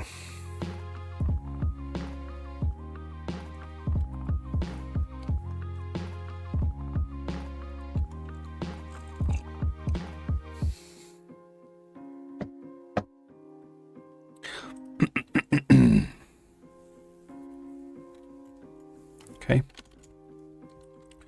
Struct resource gen. So item resource. Inventory item. Item resource gen.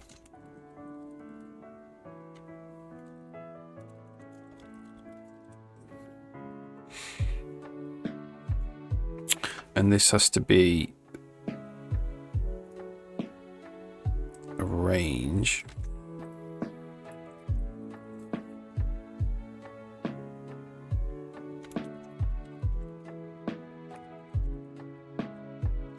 And what it is. Type.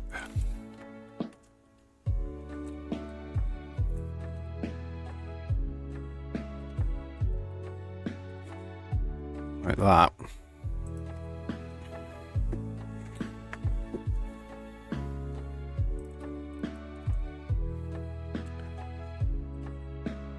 So let's check that probably does need forward declaring.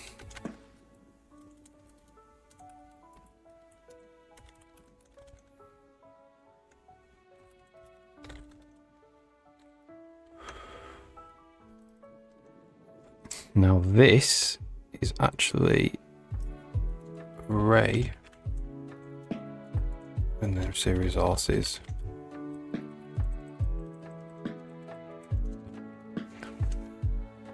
Like that. I'm going to say resources. I'm going to say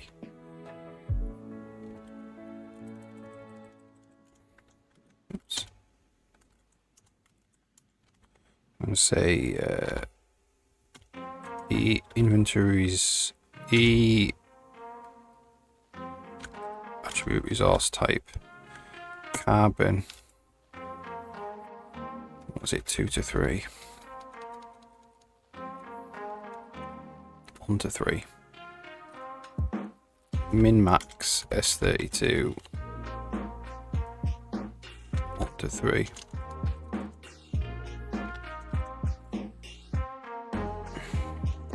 So we might actually make a constructor for this as well.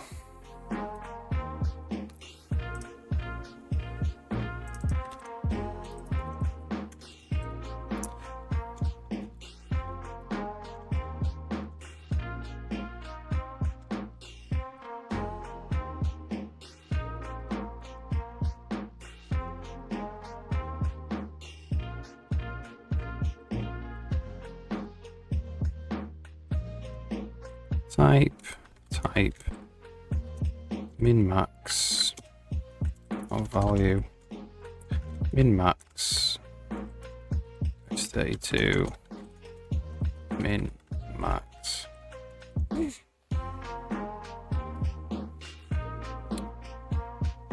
I'll just have to say min max, that's fine.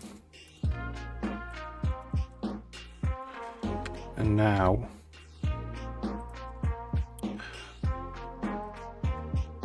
this is carbon 1,3 like that.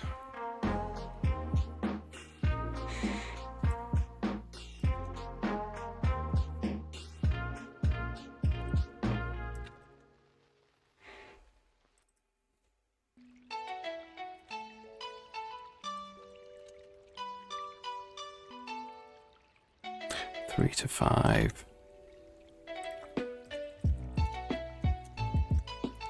Right, so it's builds.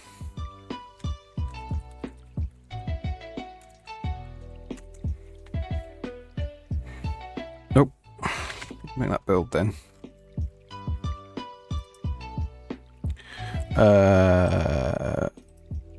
So that's like that.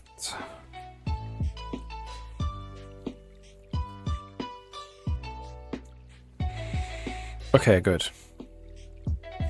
So where were we?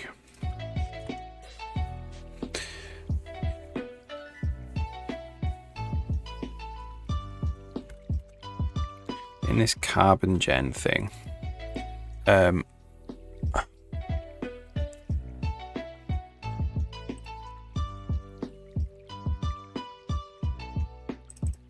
So you've got the prefab.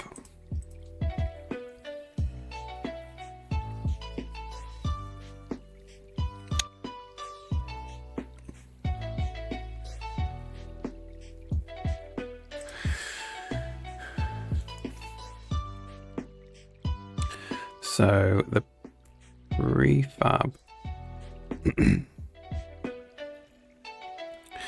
we want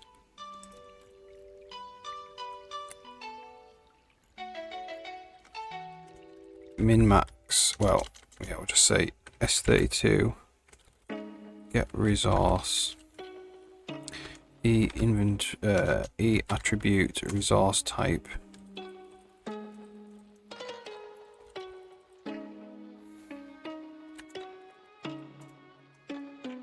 And that just goes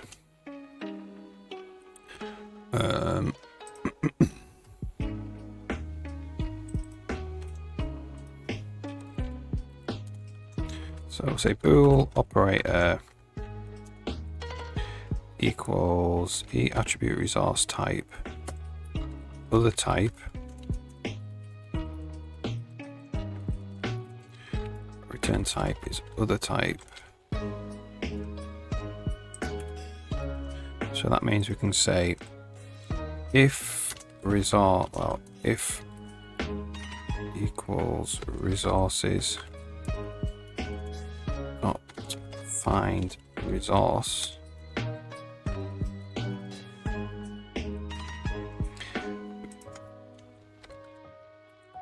return at value.random. Also we can return 0. And now we can just go get resource type.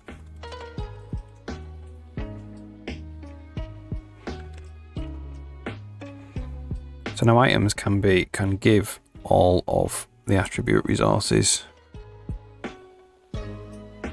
to the attribute controller. Okay.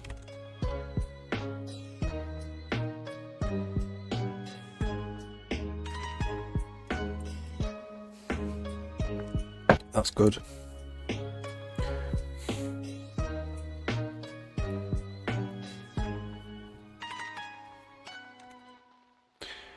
Add carbon.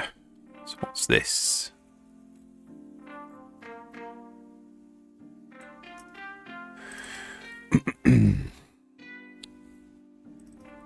So let's add resources.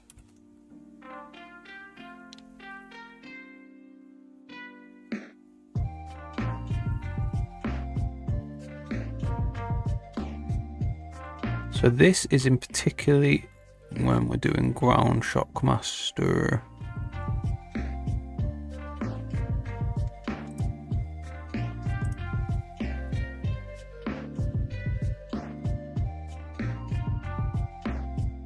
So I think this is just prefab type.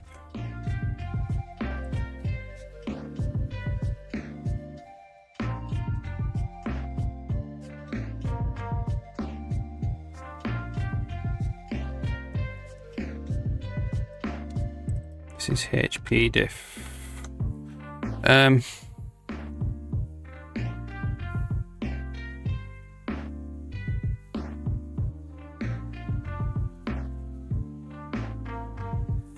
So I think we're going to leave that.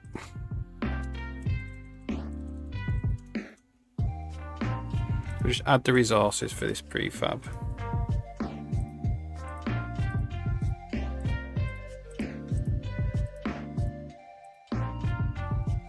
Now we want to do that if HP is 0. Only if HP is 0. Right now we're adding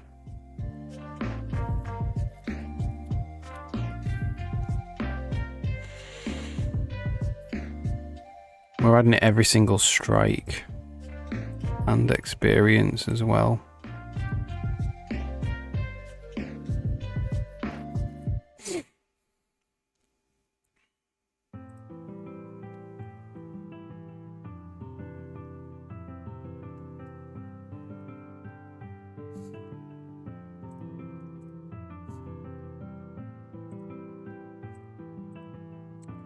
So we definitely want to do the work.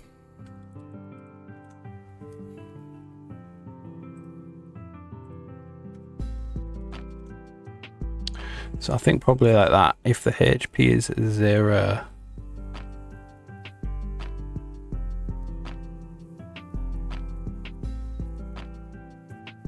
we have the resources and the experience.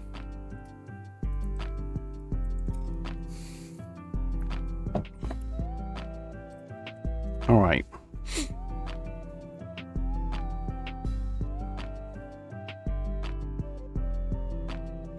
So let's build this and try and run this, and then we'll see if it still works. Quite a big change, really. A couple of things that I've got to test. We can still get carbon when we destroy the grass. We can still craft. And then we need to test the load and save file.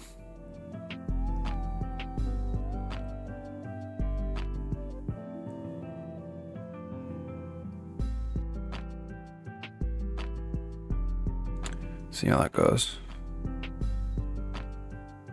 So I might build, test it, depends if we run. We're running. Alright. So let's just destroy some grass. We've got 7 experience. 100 carbon. We've got no carbon for it. Iron ore appearing there now though. Right.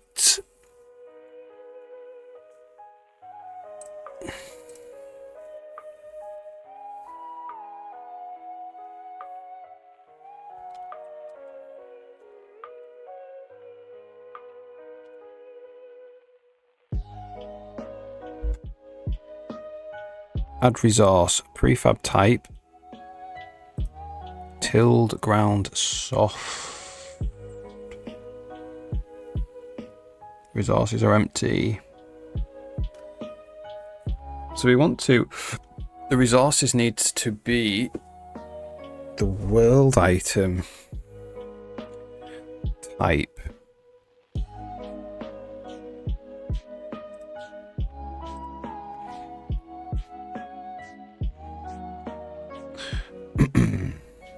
Actually, so world item, get prefab.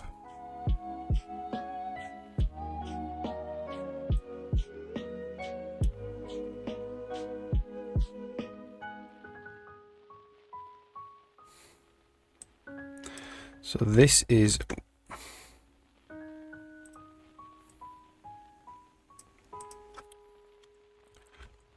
say, so this only happens now if world item dot get HP 0,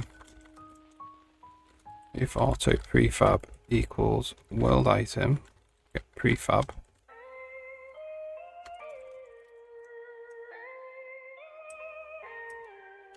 let me do that. Let me do that.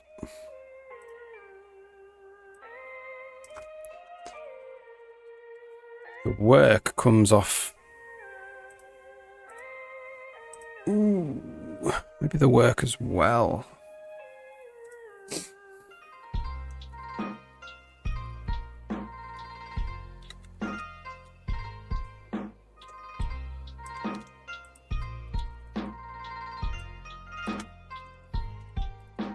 Okay, so let's just see if that is the correct.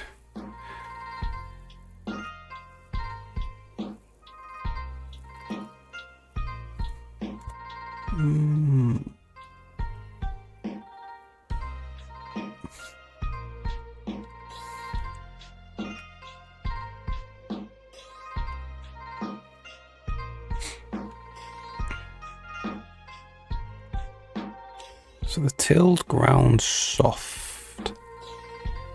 I think what that means is we need to put resources into that.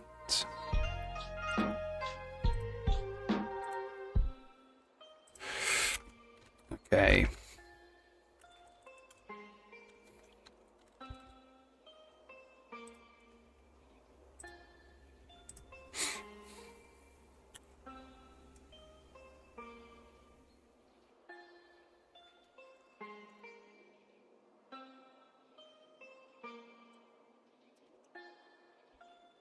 So tilled ground soft. Where does resources come?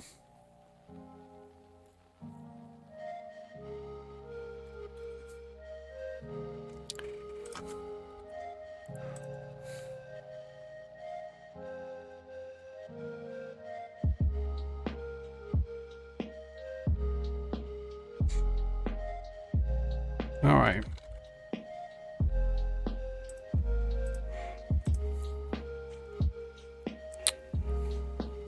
after decay.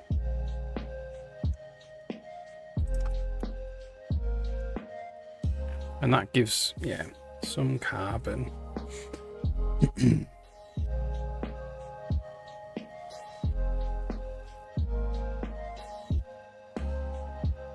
That just means that whenever we destroy tilled ground, it gives carbon 1 to 3. And it would be nice to make it dependent on the grass. The type of grass we're destroying.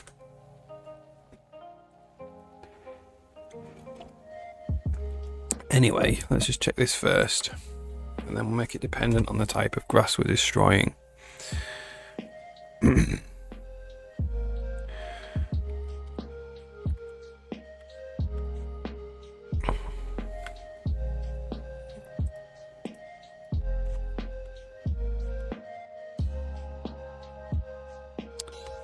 So the prefab is till ground soft. That has in it one resource, which is carbon 2 to 3.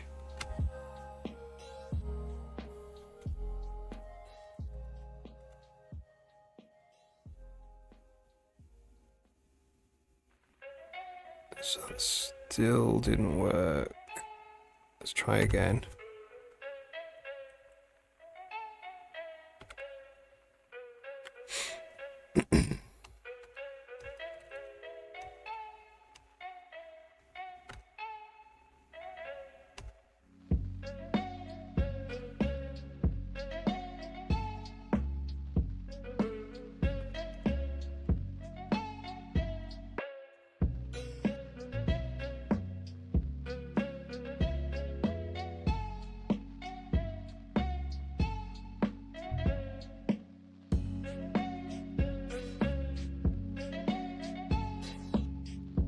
Resource.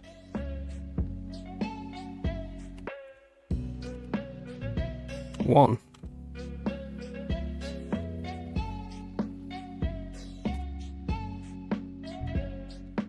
So it said it did say some kind of carbon.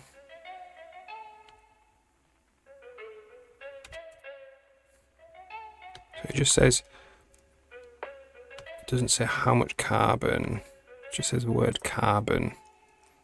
It's fine.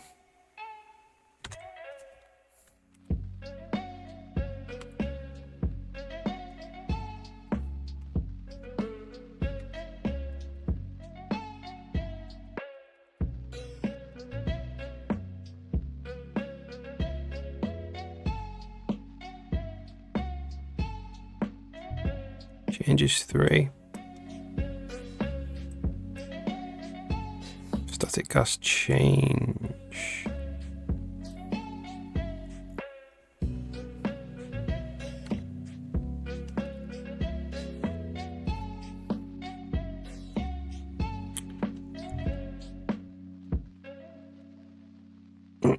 Okay, so something to do with when the message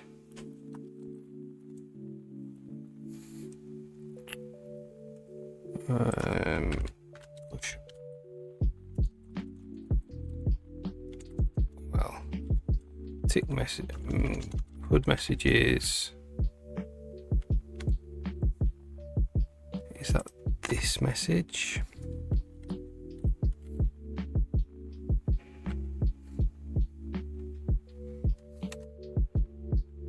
No.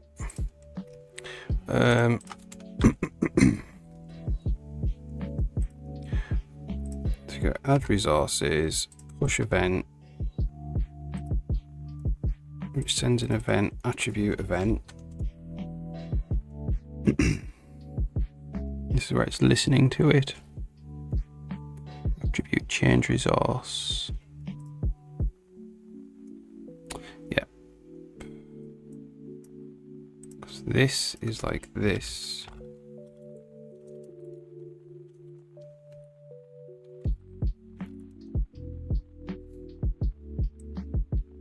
It's the amount times carbon. Okay.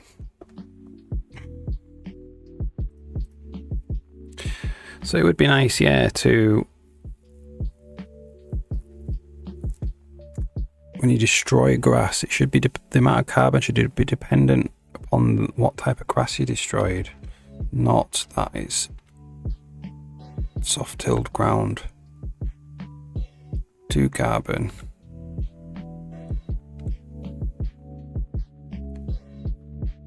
Three carbon. So I won't do that X. So this prefab needs to be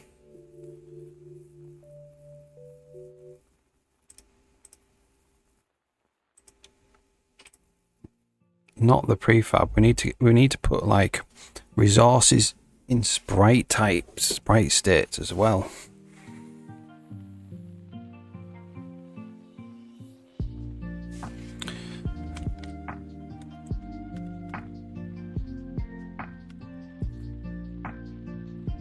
So the world item has in it category grass,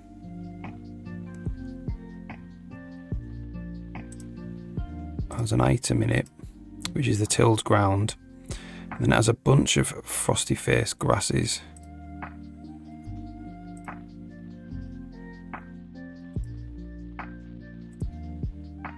I'm surprised we don't store the kind in the world item.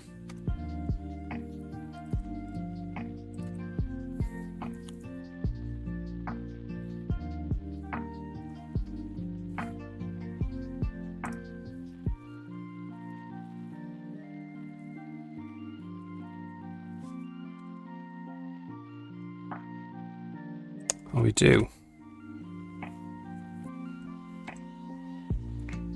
So when we right, so we basically need to go through all of these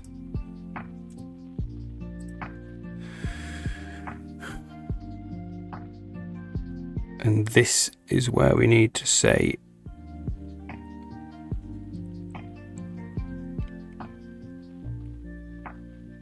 because this isn't linked to an item in this case, we need to say we need to give this resource attributes as well. So inventory item,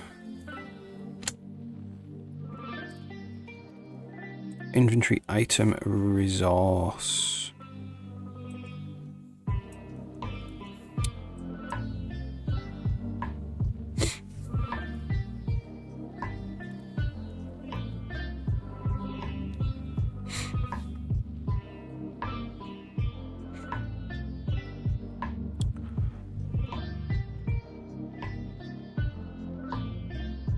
So we'll copy this.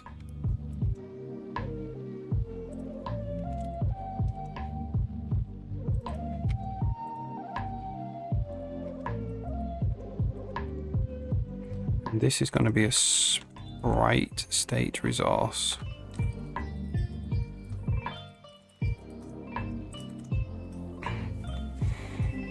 Or sprite resource.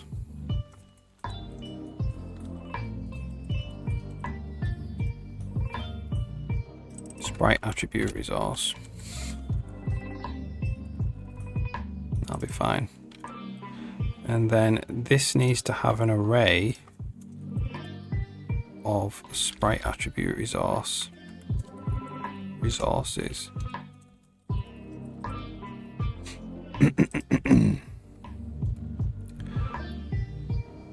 Like that. And then when we actually fill this out, say dot resources equals sprite attribute resource carbon 1 4.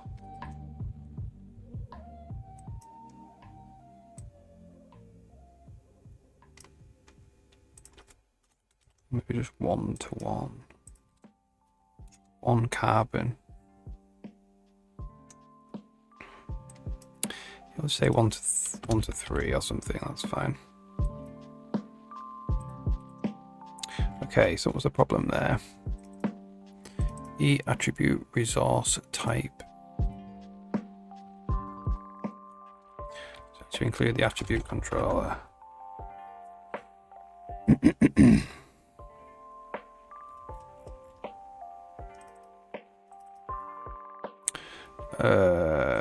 Resources.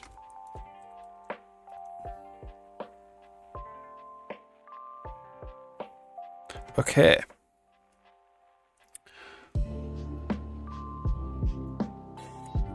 Now what that means is if we want to get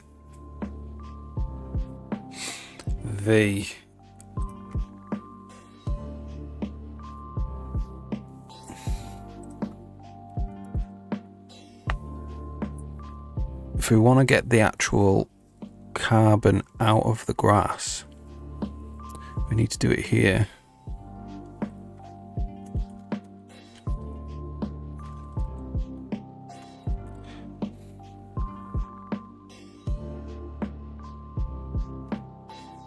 So this is for auto item in world item.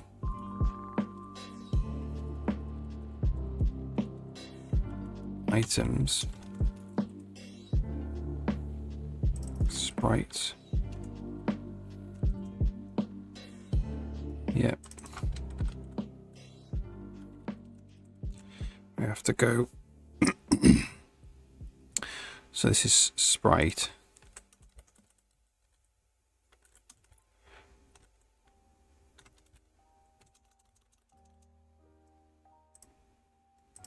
Is it kind? Maybe it's kind. Okay, world item. Let's go back to world item. There's a sprite state in it. And a sprite state has properties.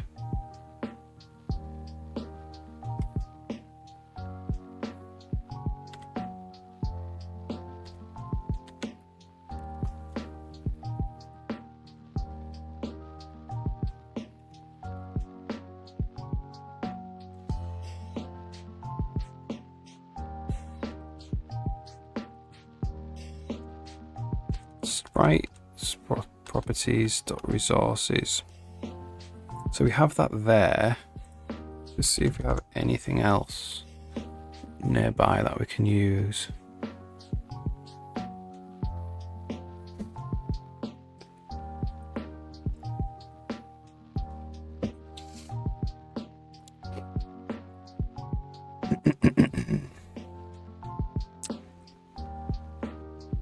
Now I'll tell you what we'll do. We'll do another add resources for a world item. Void add resources const world item. World item. So this now we'll just say AC add resources world item. Like that.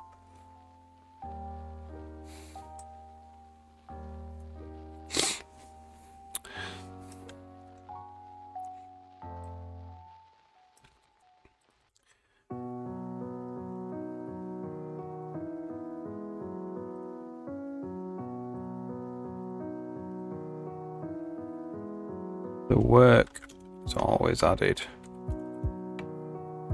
So the work is dependent on the ground that you're hitting, because it's soft ground. Could make it dependent on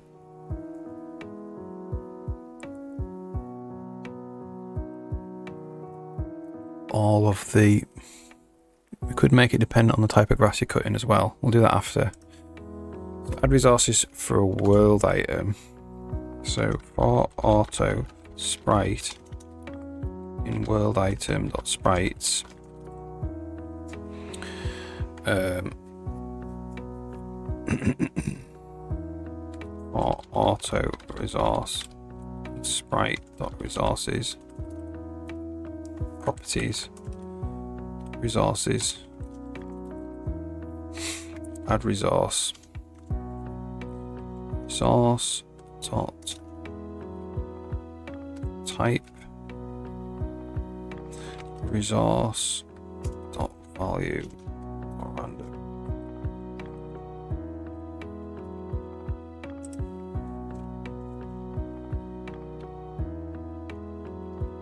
Okay, so that will add it for the grass. So let's just now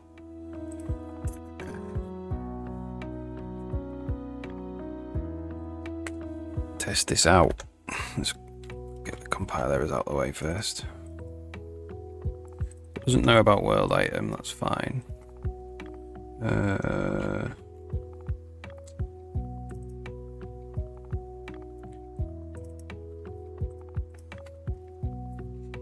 Okay. So I'll just forward declare that.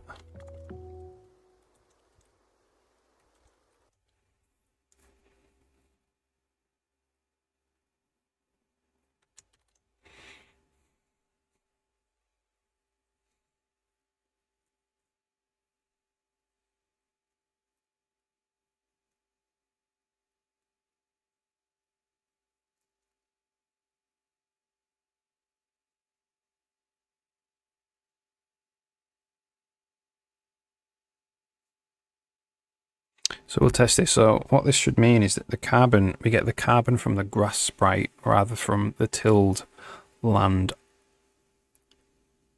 item.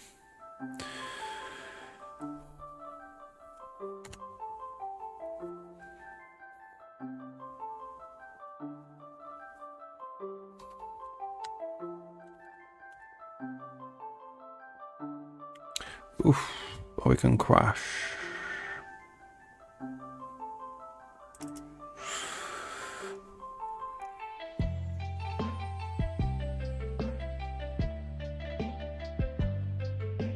I need to build. All right, gonna rebuild.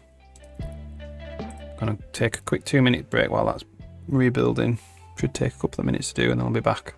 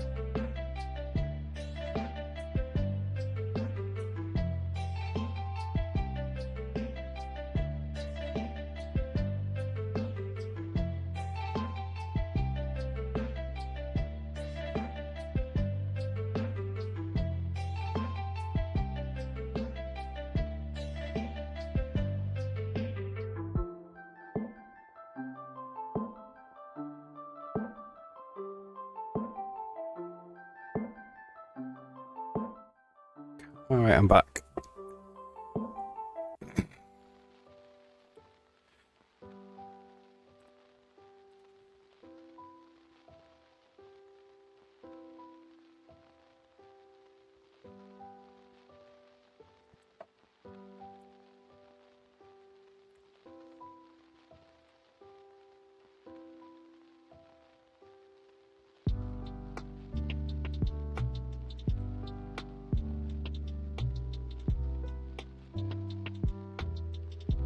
Okay. So let's try this. So if we destroy this, we can see that we're going to add all the resources in from the world item. Let's go along. So the world item's got 4 sprites in it, and they're all frosty faced grass sprites. and they all have in them resources, carbon.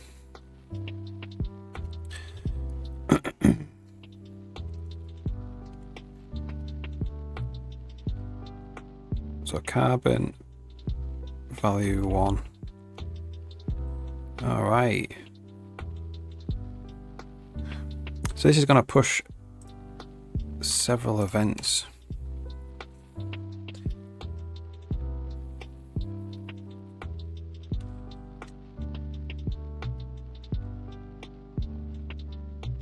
Meaning we're going to have several notifications.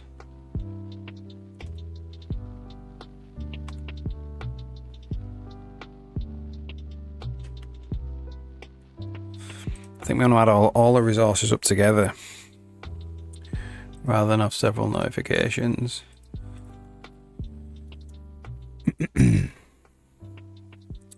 So that means how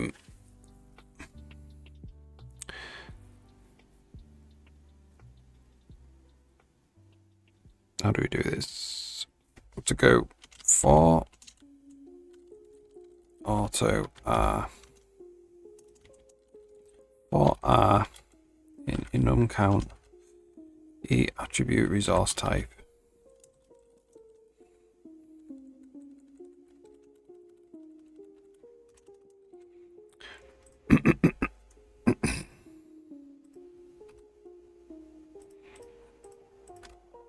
So world item, sprite state, sprite attribute resource. We need to be able to find it based on type. The attribute resource type. Oh, we've already done that. That's fine. So this needs to be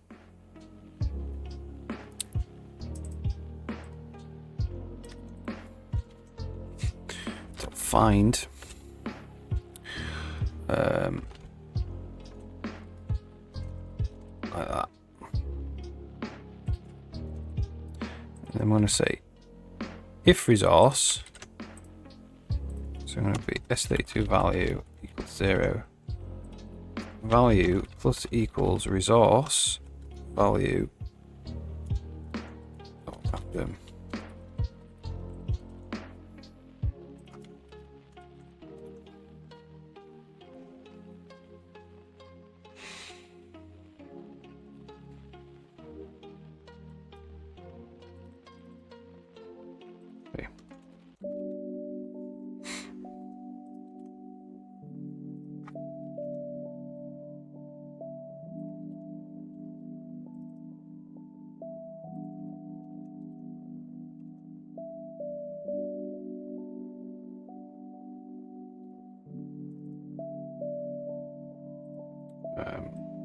if resource,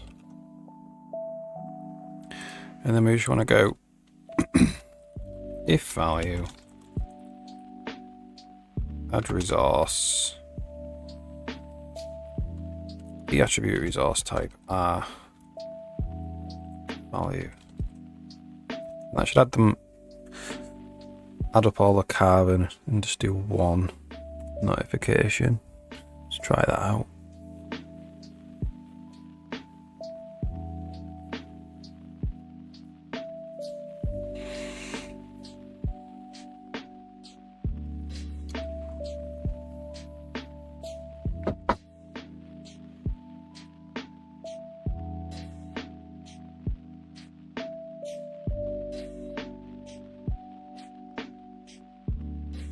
Bonus is with this is a very dense patch of grass will give more carbon than a very not dense patch of grass, which is what you would expect.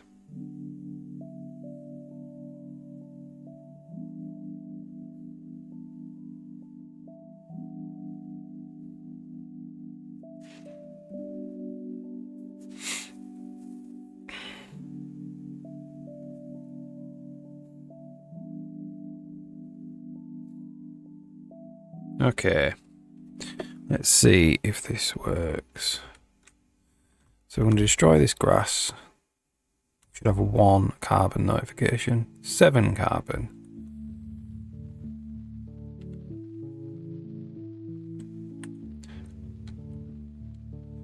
Bonus here, we should get no carbon. Which is brilliant because we didn't destroy any grass.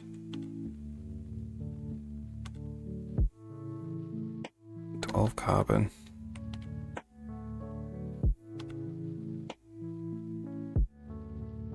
Nine carbon.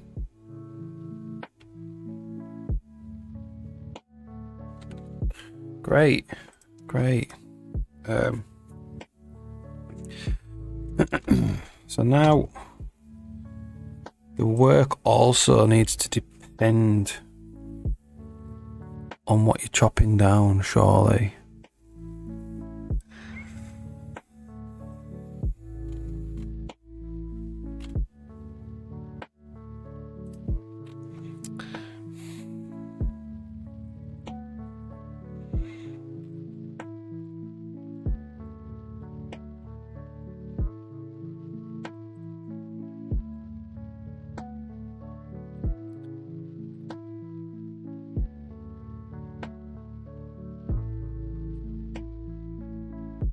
So right now I think the work only depends on it's in the weapon.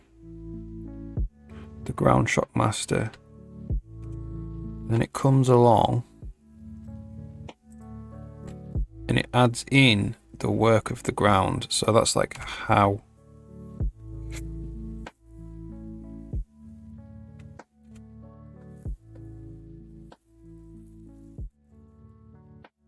hard the ground is. The problem with that is we detected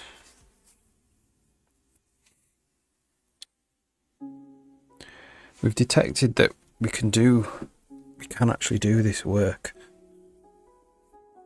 in a different place in the game. And let's just see, so that's on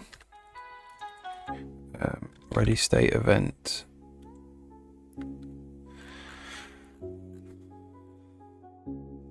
Execute hot buy item is valid. Execute tech bar item. Harvest ground. Harvest ground. Execute dialogue.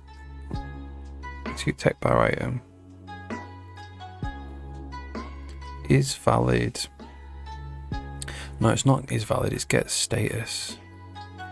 So what we do in here, if we're in the rock breaking context, so we said it would always work.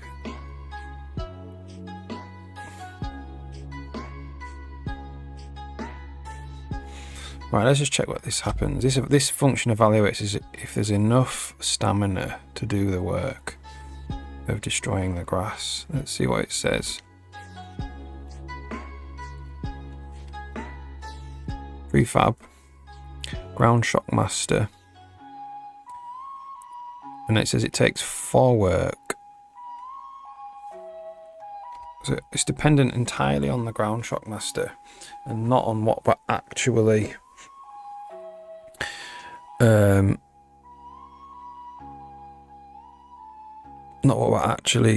shocking the Ground Shockmaster with.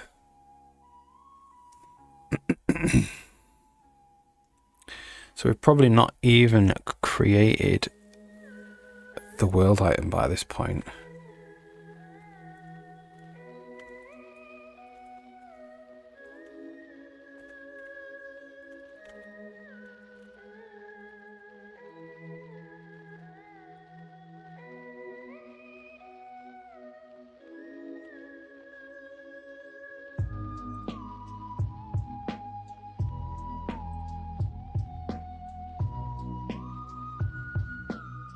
But I think right now we just don't do it. We just say it takes a set amount of work to execute the Ground Shockmaster, and that will be fine. If we do want to change how much work, vary the amount of work depending on what we're shocking, we'll have to do that, but we won't do that now.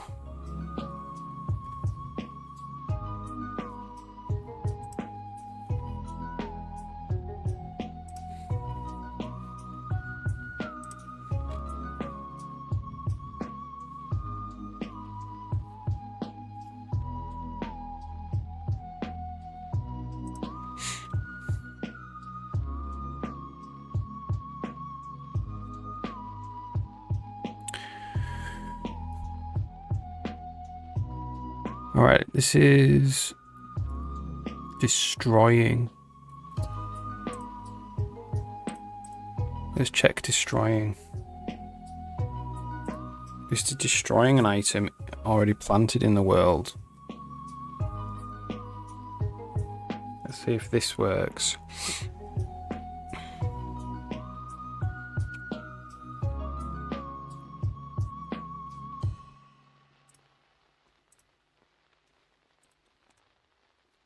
So we're going to plant something.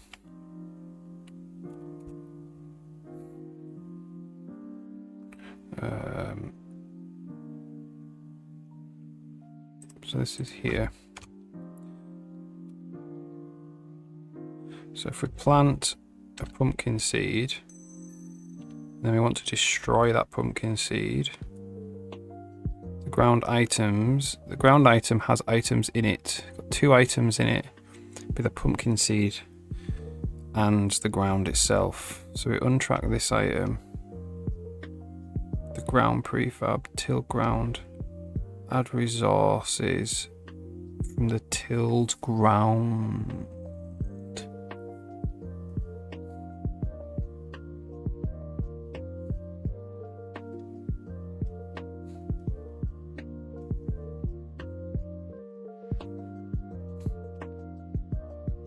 Then we claim the tilled ground. And then this one is the pumpkin seed. So it adds the resources from the pumpkin seed.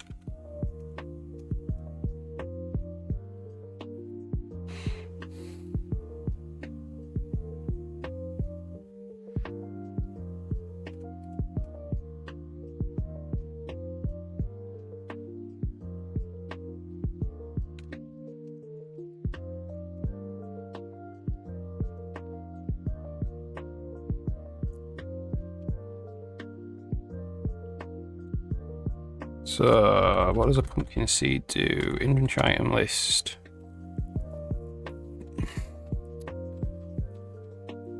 Pumpkin seed doesn't have any resources in it.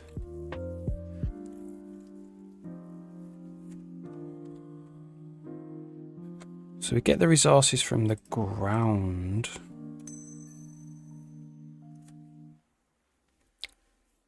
So it picks the pumpkin seed back up again.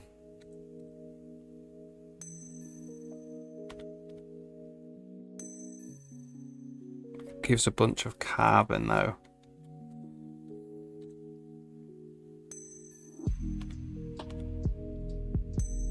Two carbon. 7 XP, 3 carbon.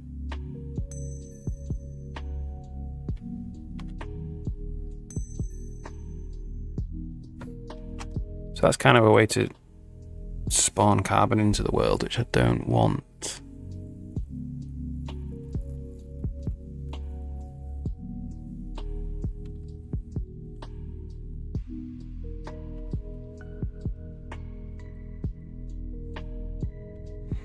Okay, so let's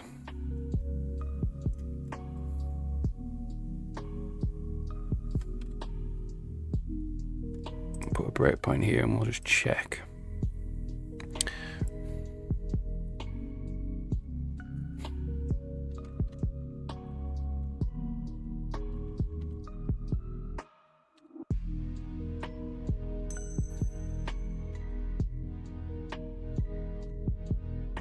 So add resource for the tilled soft ground.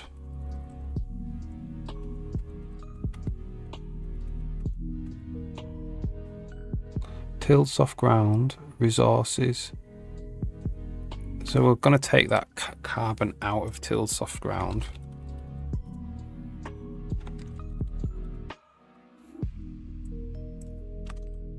It doesn't give carbon anymore, it's the actual grass that gives the carbon, not the ground.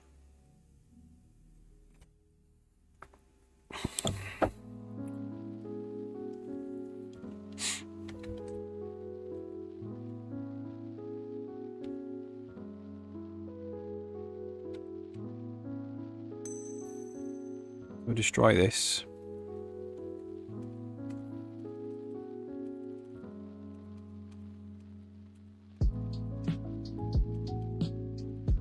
Good. Claim the item. So there's another ground item. Pumpkin seed. Pumpkin seed also shouldn't have any resources in it.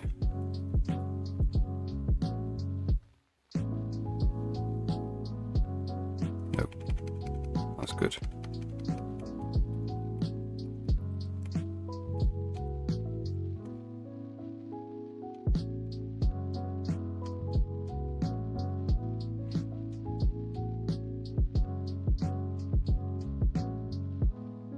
So we do need, yes, we do need to track the delta HP.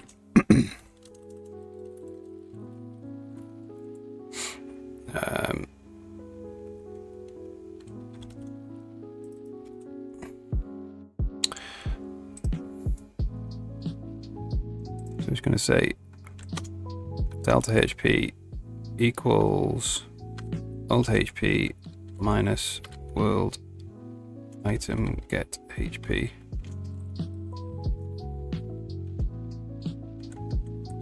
There.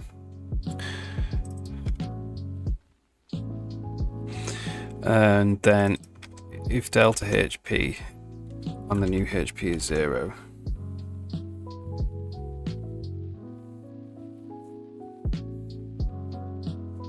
well, why don't we just do alt HP equals world item dot get HP.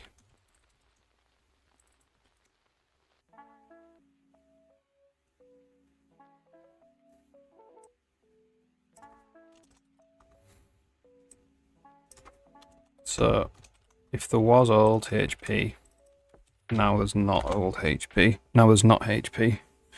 It's just died. So we shouldn't be able to get carbon out of it. That's what that means. Got 7 carbon because we destroyed the grass. If we do that again, ooh, what's going on there?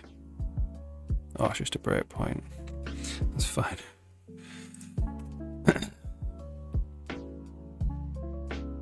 So we can't get it out.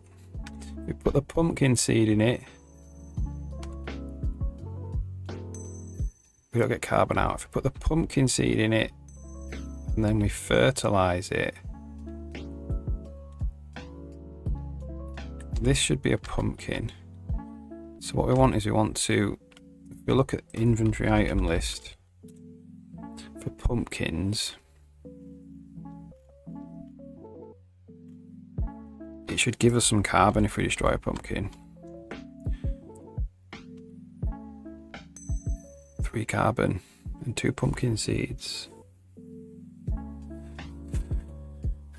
That's it, that's mint. Right. Okay, so I'm going to get rid of this unknown here.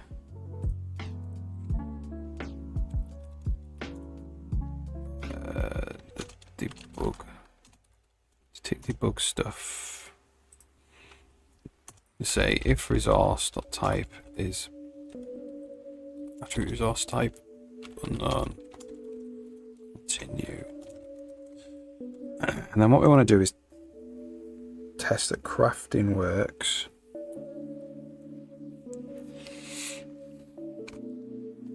Because that used the old system. So we should just be able to run and craft something straight away.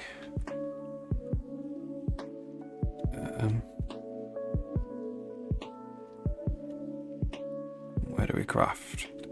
So we need, well, actually the recipe should just be unlocked. Yeah, so it's unlocked.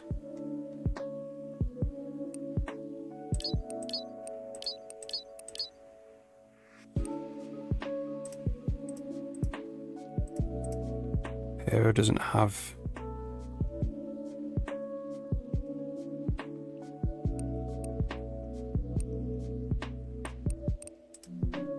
no, that's the wrong place. It's here, crafting bench. So we have 100 carbon and we have some unknown value, and we have iron ore.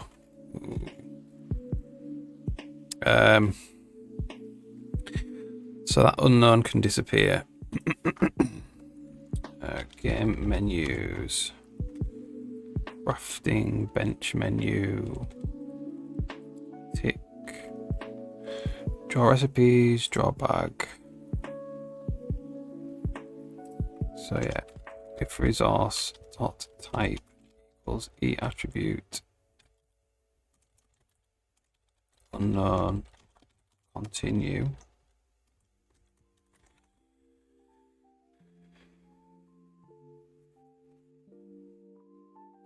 Let's build that.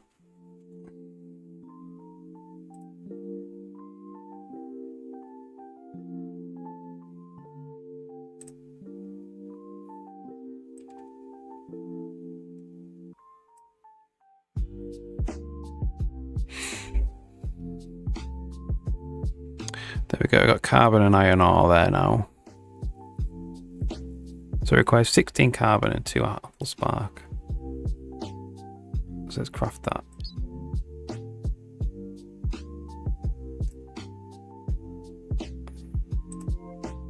And used 84 carbon. Yeah, he's got 84 carbon left, I mean. Yeah, great, okay, so crafting works. So, now let's test the saving the world item.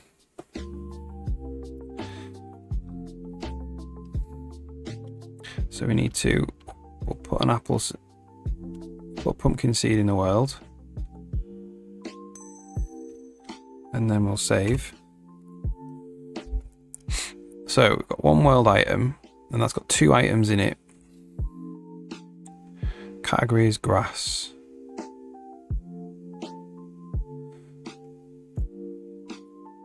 Okay, so what does a world item look like?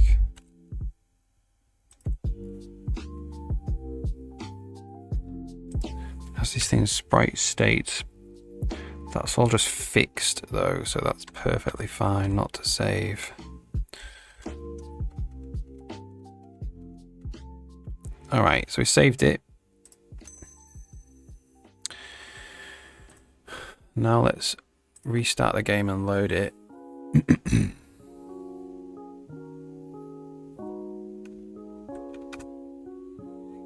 Okay. So we've only got one world item in the entire save file. Okay.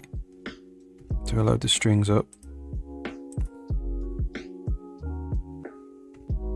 So we make a world item and then we do add unique.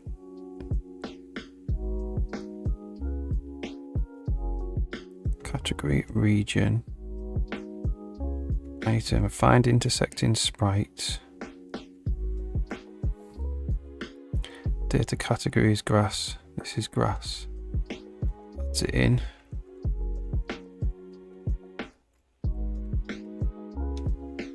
So we set the HP.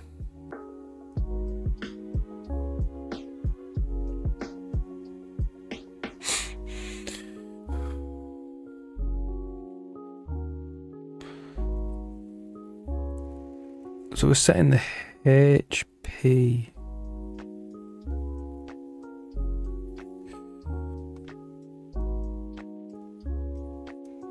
Whereas the HP was originally 0.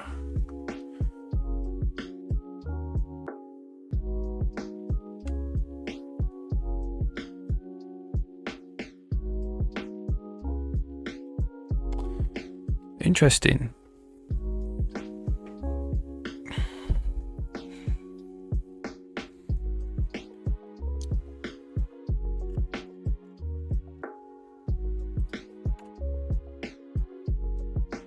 So it's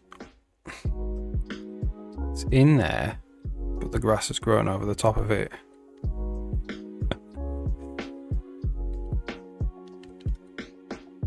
So we needed to save the HP as well.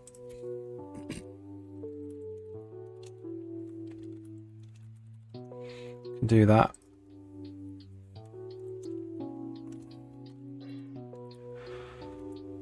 That's in i.hp target 1.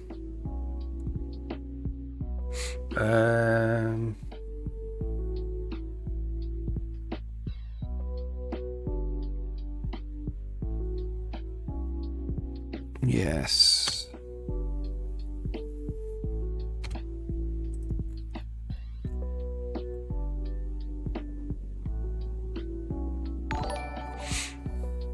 Sell Orwell, thanks for the follow. If you got any questions, then let me know. Just working on saving and loading the game right now. All right.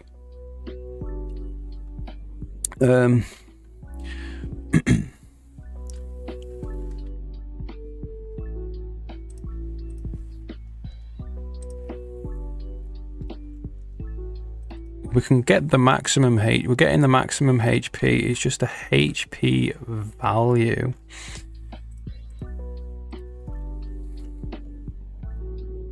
So we're just gonna go. That's data HP. I believe that will work. That's the maximum value of the HP. So we need to do BM min data HP and HP, because the HP could have changed. Like the maximum value of HP could have changed. So I'm gonna call this max HP.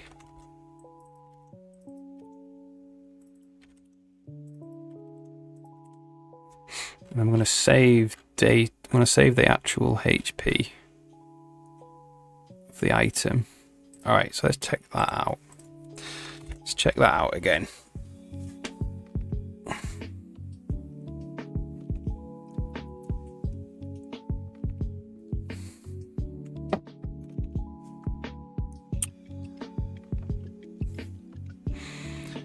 So let's destroy some grass. And let's put pumpkin seed on it. And then let's save. So the HP value and target is 0. Right. So now let's load back up again.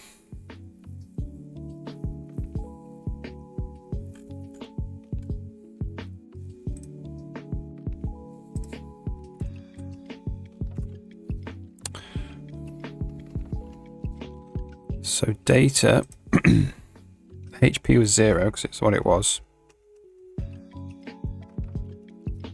Add all them back in. So we want the max HP is 20.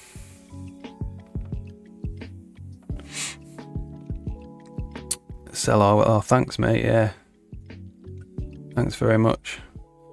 Yeah, C++ takes a lot to get your head around for sure. I quite enjoy it though. Do you do any coding? So the data HP is 0, so we set it to HP.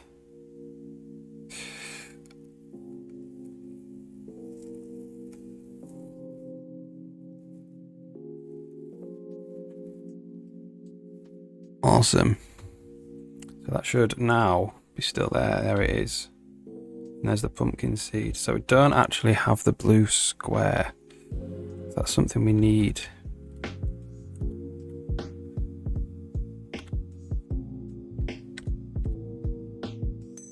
That's fine. So if I save that, quit the game, get rid of all these breakpoints.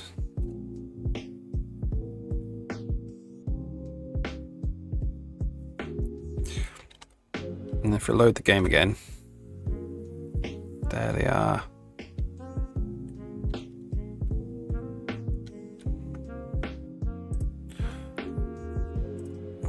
try that one more time.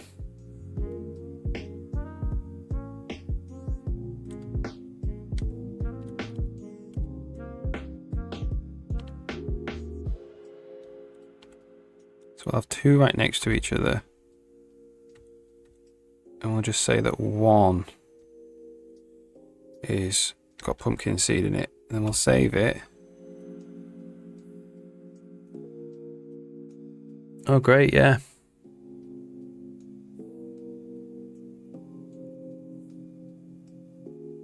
So studying it like at school or university or something. Oh yeah, coding's really good to get into, I think. It's so creative. You can make loads and loads of things, loads and loads of cool things.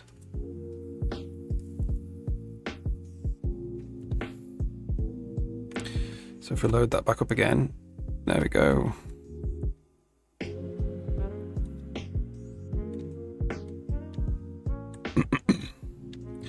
Okay, so we might be at a stage now where we can add these ores in.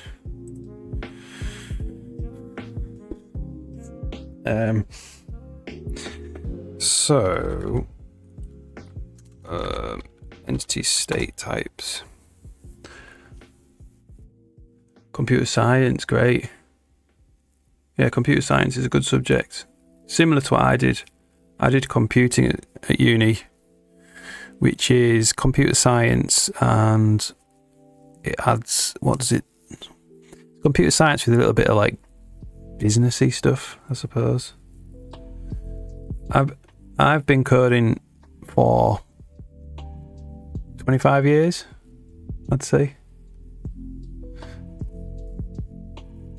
Been coding C++ for 25 years. So a long, long time.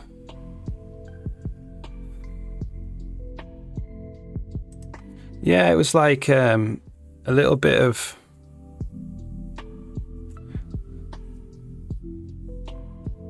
I can't even remember really what the business stuff was.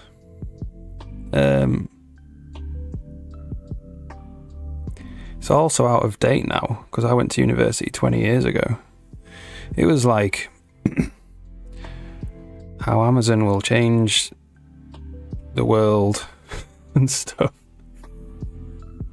How cloud computing will change how you work and all that stuff. Which Amazon did take over the world, and cloud computing is now a massive thing, so it kind of was right. But I preferred the programming stuff.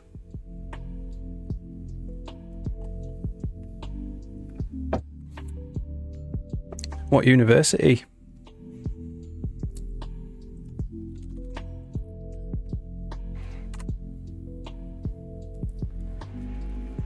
Yeah, I remember at the time with cloud computing, it blew my mind at the time when they were talking about it, because they were like, you can go home or you can go to the computing lab and you can write, a Word document, and then you can just go back to your dorm room and it'll be there on your desktop, which is what it is now, of course. That's what Google Drive can do.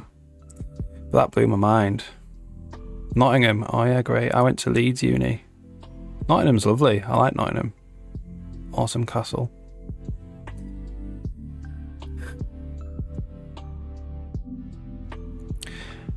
And then I remember neural networks were a thing then. This is how we're gonna do AI.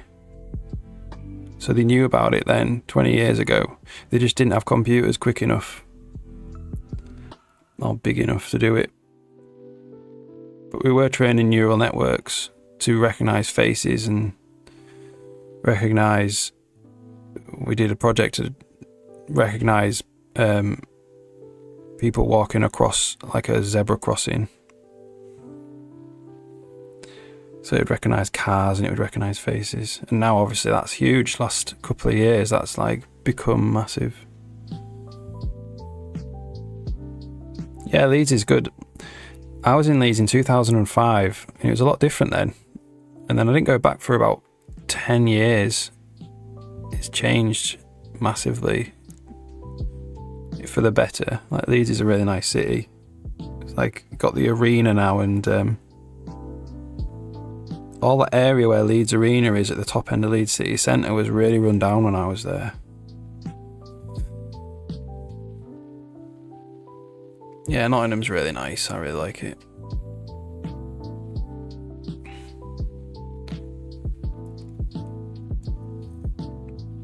I live up in the northeast now.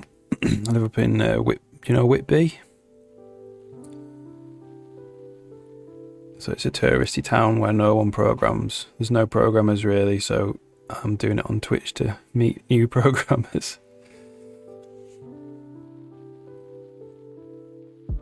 Yeah, the Light was there when I was there. That was the place to be, the Light. It was before the Trinity Centre was made. So the Trinity Centre is now the huge kind of town or city centre, got all of the cafes and shops and stuff. But yeah, Light was there and it had the cinema inside.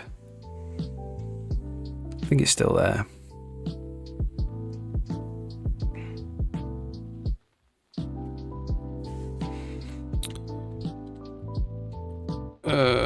Okay.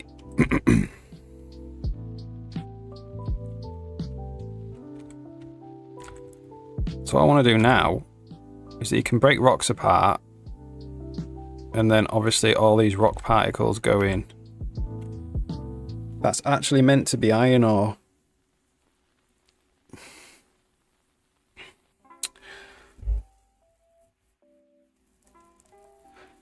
Yeah.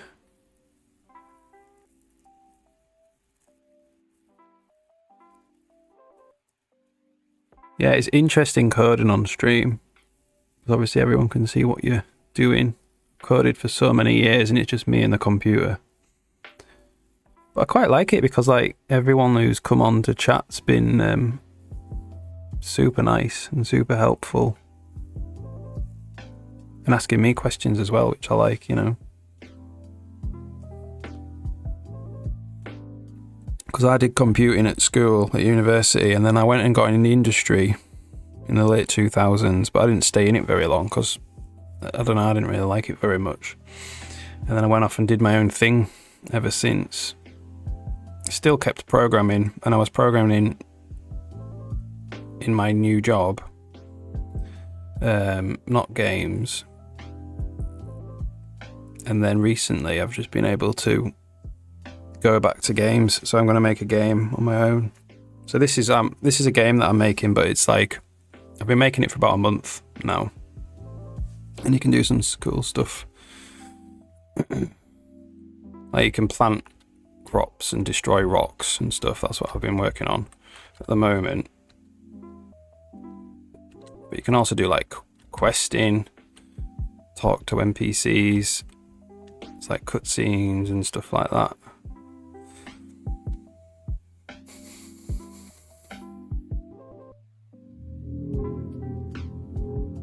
Eventually turn it into a full game.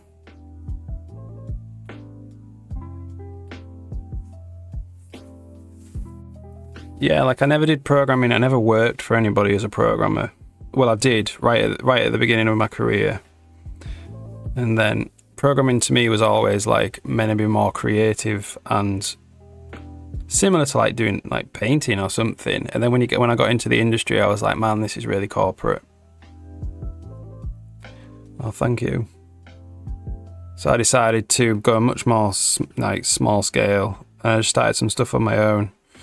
And I've just been doing that.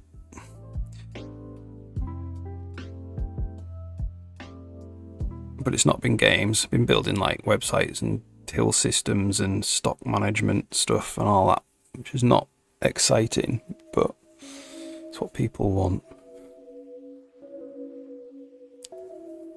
Always games on the side though. I've always built engines. So this is a full engine with like a level editor and dynamic shadows and lights and what else? It's got weather in it, so I can make it like rainy.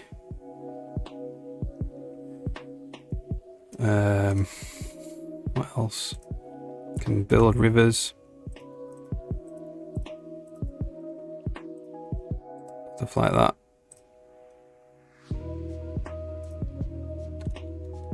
And it's got undo and redo. It's good. So the idea now is I'm going to make make a game with this engine.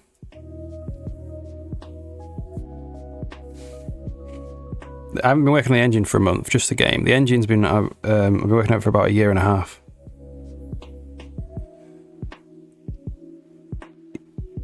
Yeah, I've always viewed coding as more like, I mean, it's obviously engineering, especially if you're doing it for your job and you've got big systems to build. But for me, it's keep it small scale and make it more of a creative thing.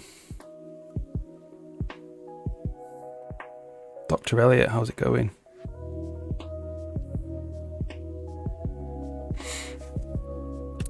Okay. And there's questing as well. That was a quest that was triggered just by me walking into this square. Just testing out, like, can you take players on quests?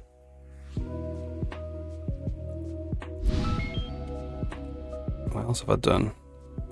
The NPC can give you items. NPC can give you a quest.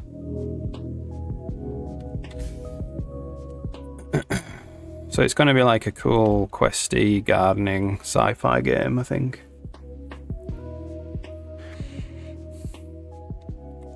But right now I need to destroy a rock.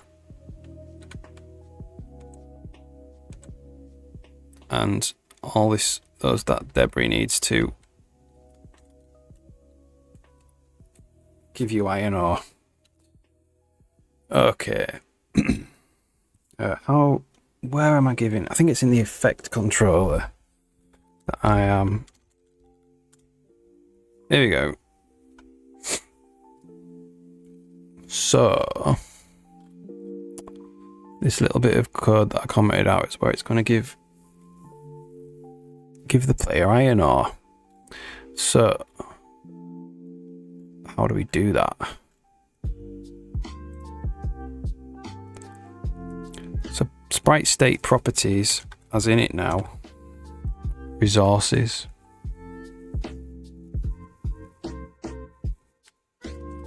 So I might just do AC dot add resources for a span of properties, for a span of resources.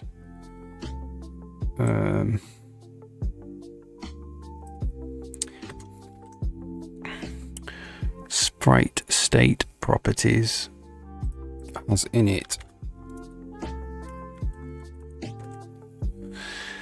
Sprite attribute resource. So span of sprite attribute resources. So AC add resources. Oops. Props dot resources, like that.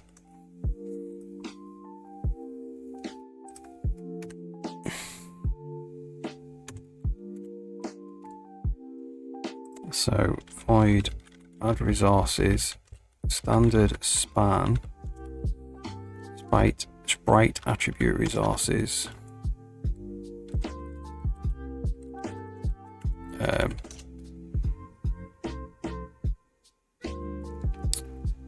don't want to call it resources. Source resources.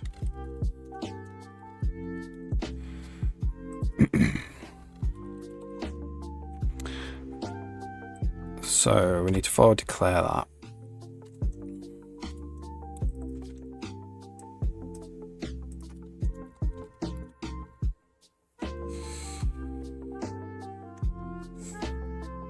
Forward declare that, check it works, check it builds.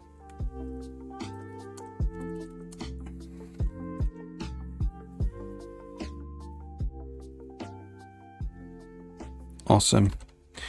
And then we'll check that builds.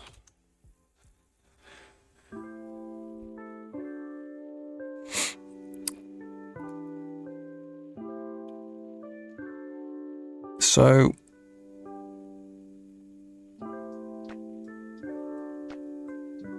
this is how much iron ore that rock gives.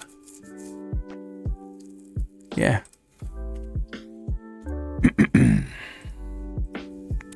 So for auto in source resources, add resource r.type. The value is r.value.random.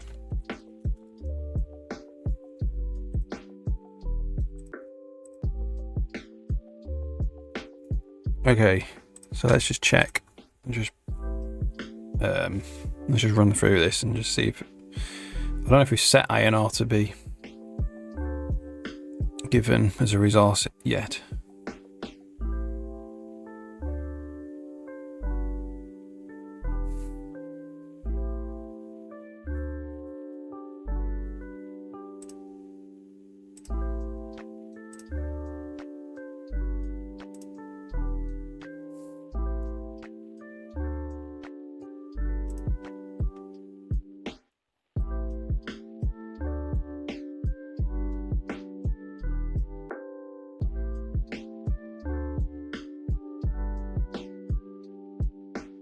Take a while to build this.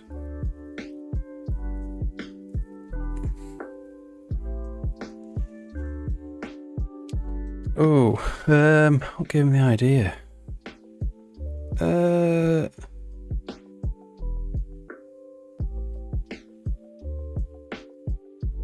So I'd built like a few years ago. I built kind of a prototype gardening, and you could ride. This is meant to be a droid, and the idea is the droid did all the gardening, and it had like a different version of this like lightning bolt thing. And I just thought, like, I was just trying to write a system then that was like swapping between who's the playable character. And I quite like the idea that you could be the droid that maintains the grounds or whatever. And then I wanted to do sci-fi because I like the idea of like neon signs and big space stations.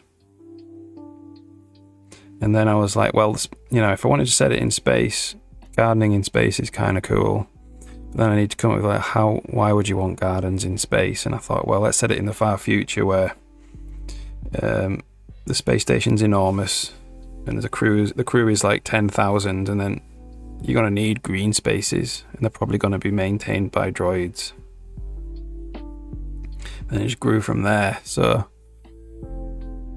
you know, if I wanted to make it like a cool gardening resource-based game, I'd better put in the ability to gather resources. So that's what these... So you can get carbon by like striking down the grass. So no, carbon can be a resource. So you get like 11 carbon. And then here you're going to be able to destroy the rock and get like iron ore. And then that means you've got a crafting system. Everything's kind of like flowed into one, like flowed on top of, you know, one after the other. So what I'm doing now is I'm not really concentrating on how the game looks. I'm just trying to build a load of gameplay. You know, I'm probably going to spend 6 months just building out loads of different types of gameplay. Different systems, gameplay systems.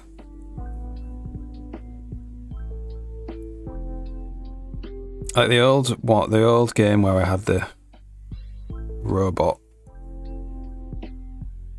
I was more into like, well, maybe I'll make this fantasy. But I think from an art point of view, sci-fi is nicer to draw, because I'm going to be drawing it all as well.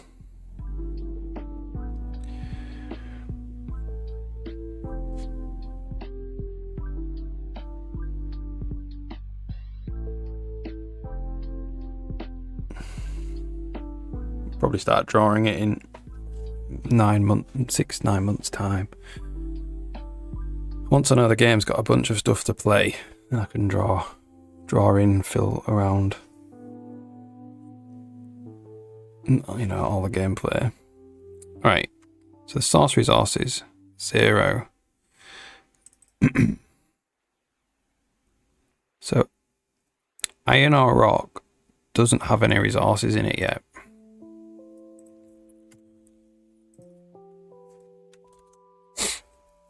So I'm going to say now iron ore rock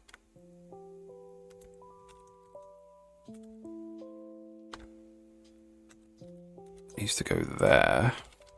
It's going to have iron ore 10 to 15. Yeah, definitely draw it. I'm going to try and do everything, so I'm going to do all the coding, all the art, all the music, and all the design.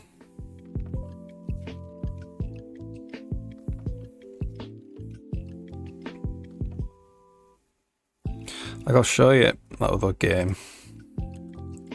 So this game is stopped working on this game in 2020.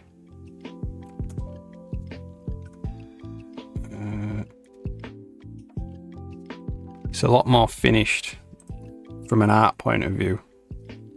Turn the music off because it's got music and stuff.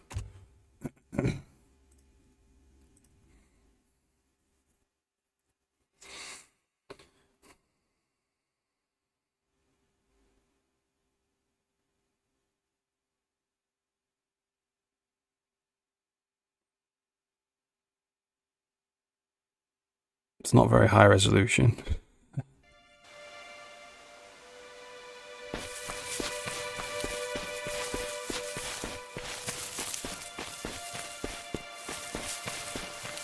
So like, this is my drawing. It's buildings and then these are like chili plants, and you can go and pick them. Brandyboon bush.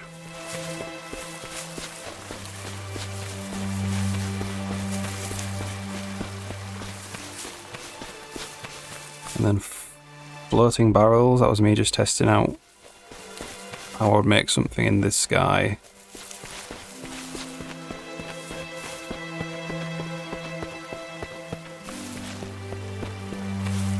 Yeah. And then, like, back then I wasn't bothered about making a game, it was more about how can I make a game engine. And then, oh, thanks. Now it's more about how can I make a game. So I had a bit of gameplay that game, but it was mostly about the engine, and I spent a lot more time early on drawing it and stuff. Whereas this one I've been working on it for a month, and there's already more gameplay in it than that other game.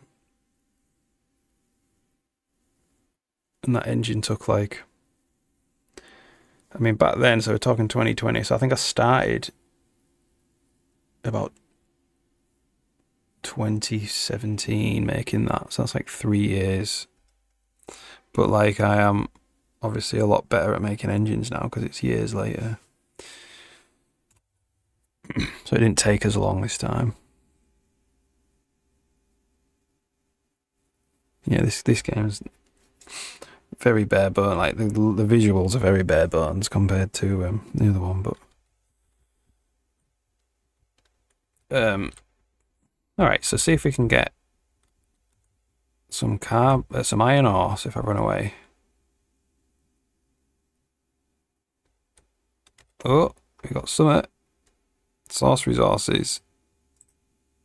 10 to 15 iron ore. Let's just not have a breakpoint.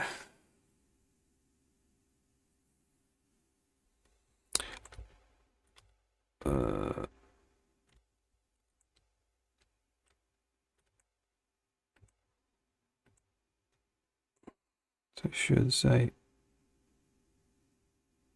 14 iron ore. There we go. You got added in there.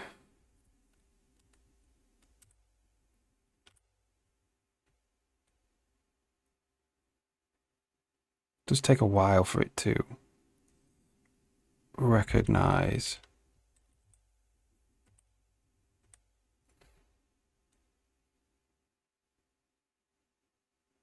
takes like a couple of seconds. Kind of want it to be happening faster than that.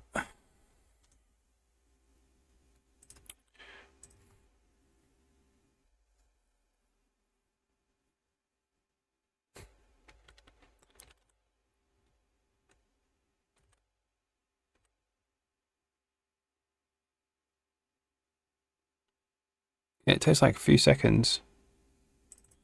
That's what we're waiting for. Body count is equal to bodies dot get count.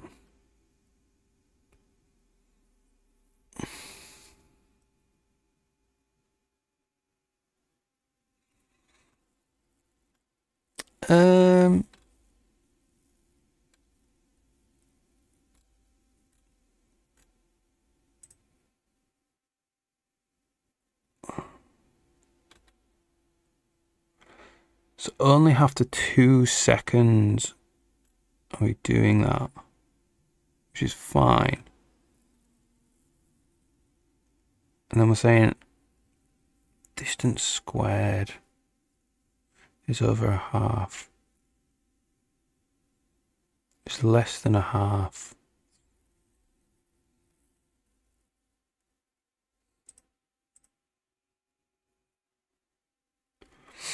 I think we have to say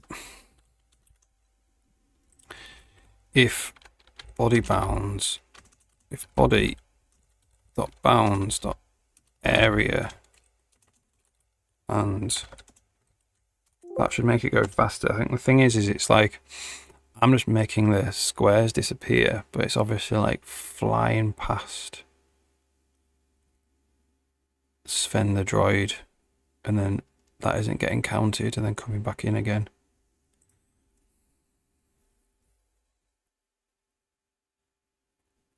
Put the music back on. Alright, so let's try that again. See if it's a bit faster.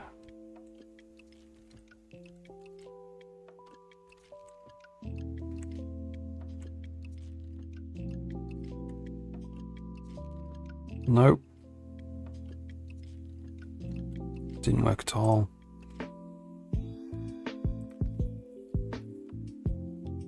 Oh, I know. Well, it's not and, it's or. That's why.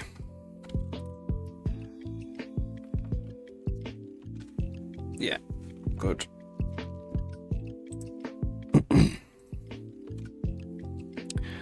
So that completes the idea that you can craft, you can get iron ore as a resource, or any type of ore.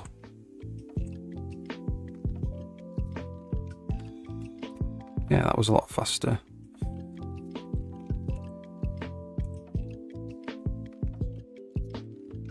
Oh no. Area equals 0.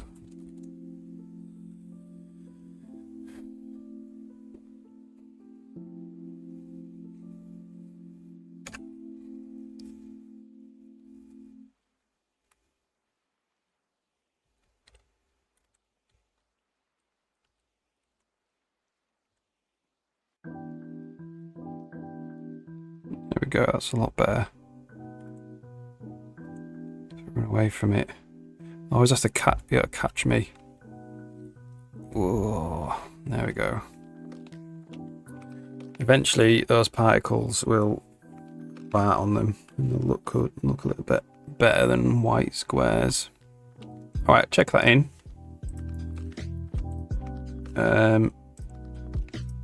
We'll do another test of, we'll destroy a rock and then we will save and load and see if the rock's still destroyed.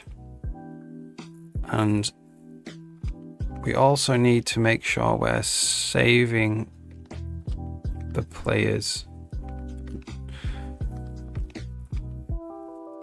Iron ore, which I don't think we are actually. Okay.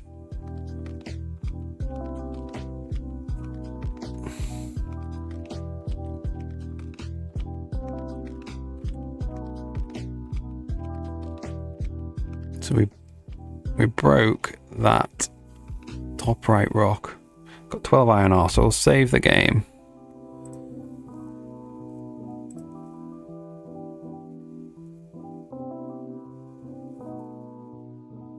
And then we'll load the game up. So it did remember that we've got 12 iron ore.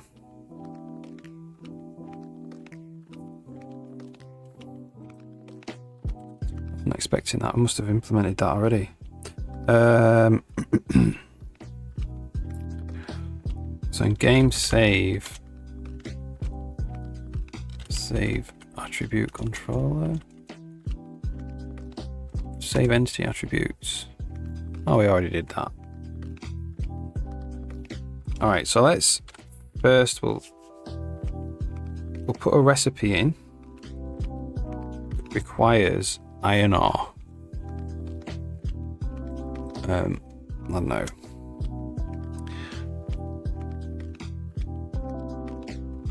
Cannonball. Make a cannonball.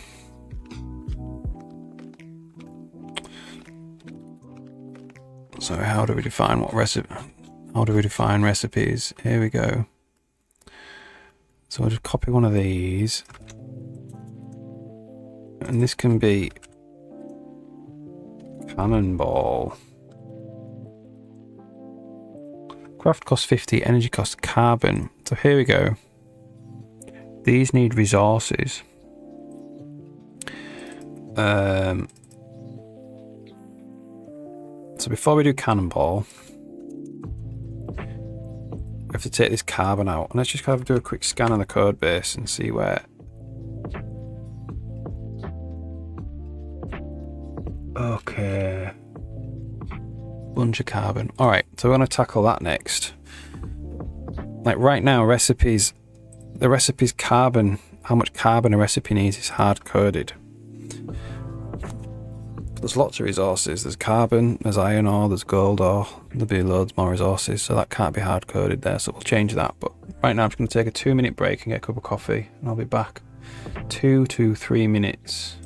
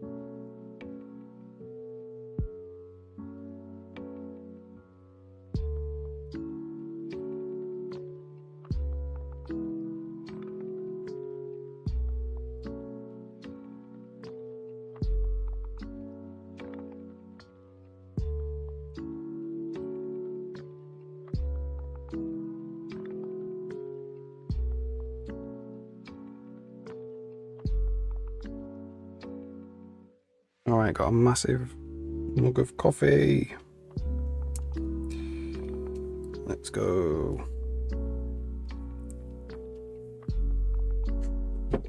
So, this can't say carbon now. So if you look at sprite states, we have this thing. We need to make another one of these.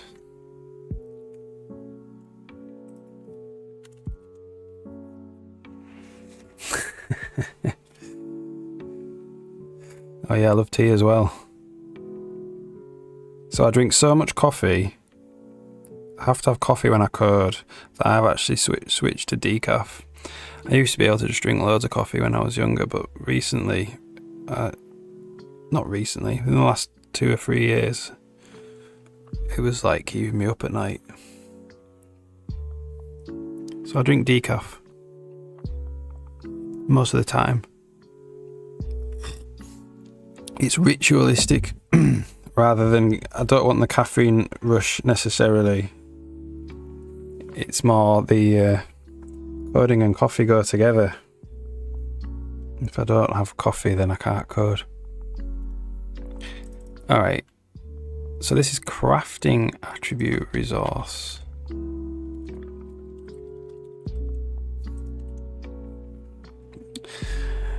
Yeah man, I used to, when I was in my 20s, I was like, I'd stay up, drink coffee, drink Diet Coke and code all night. And it was awesome. But now I can't do that.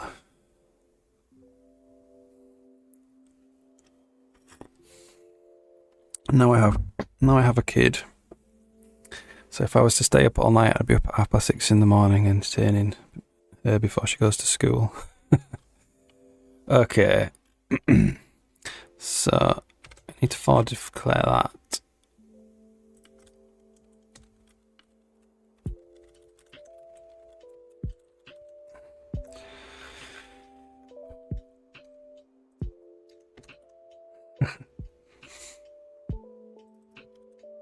My natural state's definitely more of a night owl though, for sure.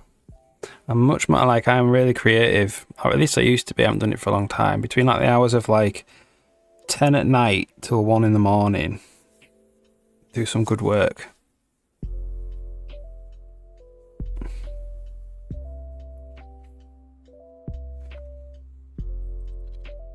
Okay, so we're going to do, instead of carbon, we're going to have an array of them.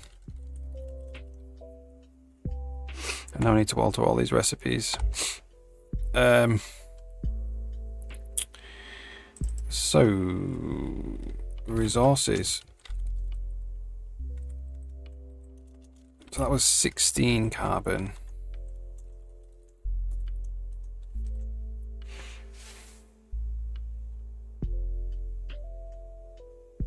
Definitely takes its toll. It's okay if you can sleep in the day, but if you've got like uni work or like real work, not real work, like a work where you have to go out and get a job, it's hard.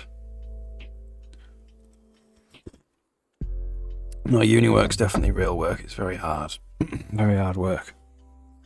All right. So what do these resources look like? The type and the value. So we've done it the other way around here. Maybe I'll do that. And the value, then the type.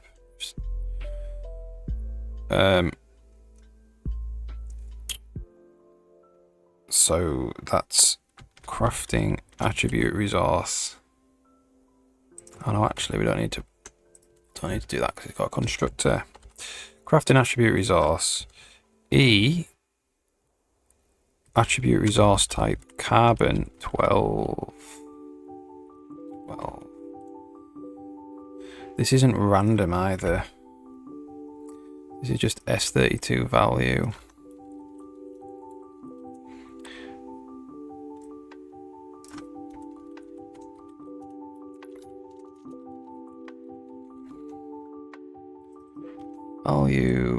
Value.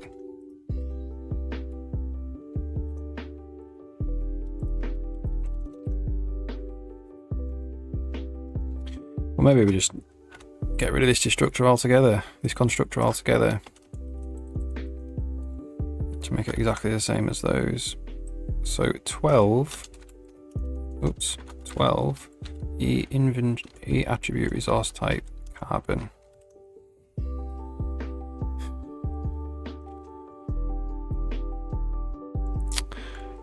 $16 carbon. There we go. Let's see if that builds.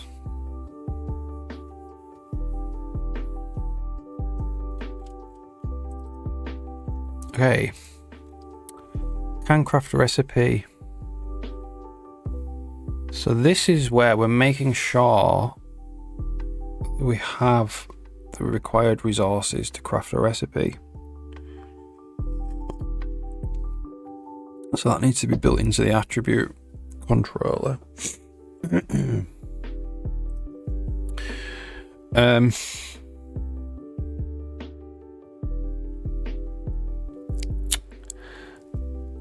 Okay. So attribute controller has sufficient resources.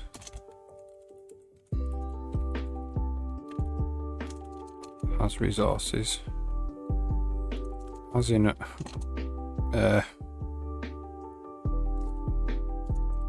just has resources. Standard span crafting attribute resource. Source resources.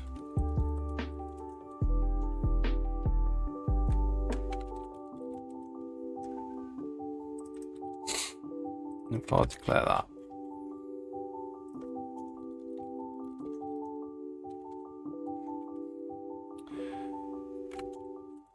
Okay.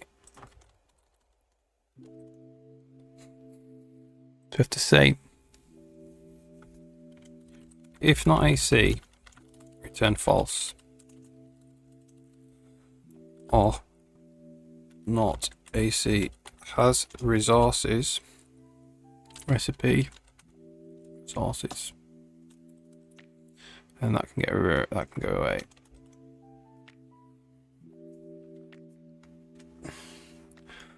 Now we need to implement what this is. So for auto resource source in source resources, if get resource source type, doesn't know what that is. Let's just see if this can build.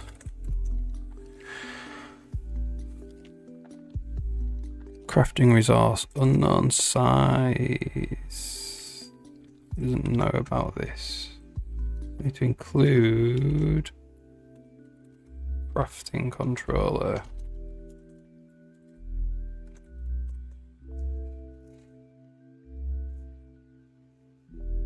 All right.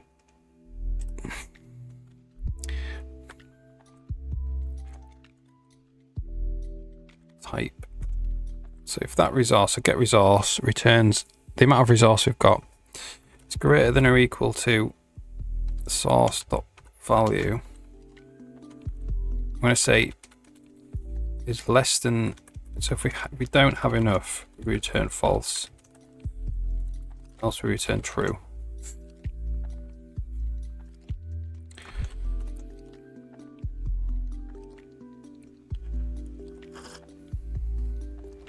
Awesome.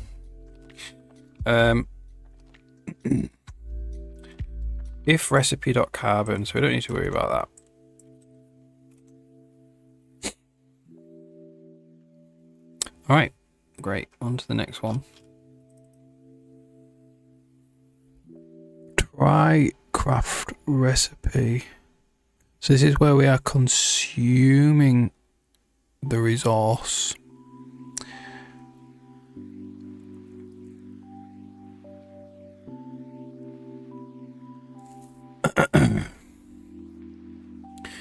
Right.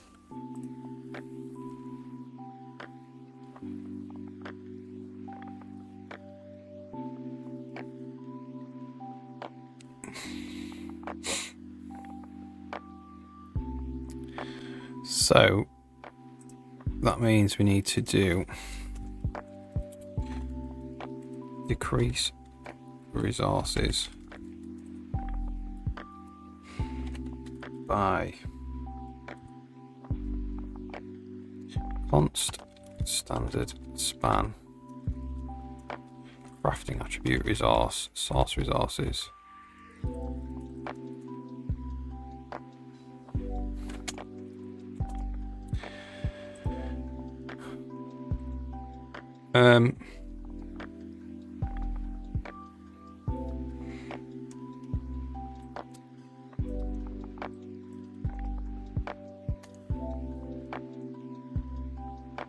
Well, make that void.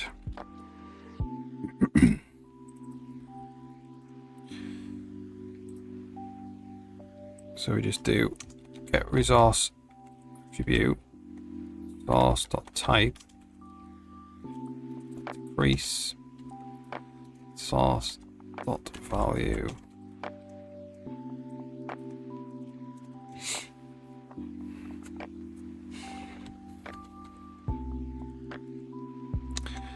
And this is if AC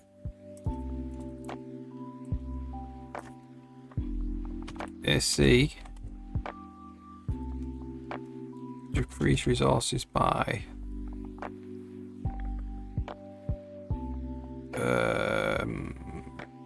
resources, where is it? Recipe resources.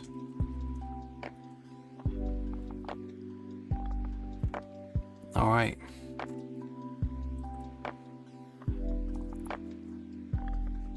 Try craft recipe items. Transfer.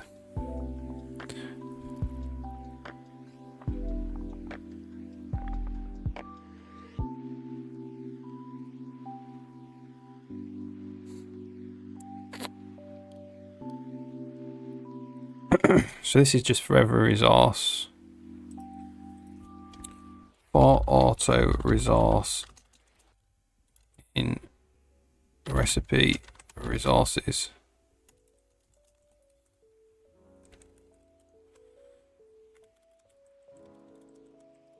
If resource.value. So if the resource.value is 0, you don't have to do it. So just continue to the next one. Else we'll do it.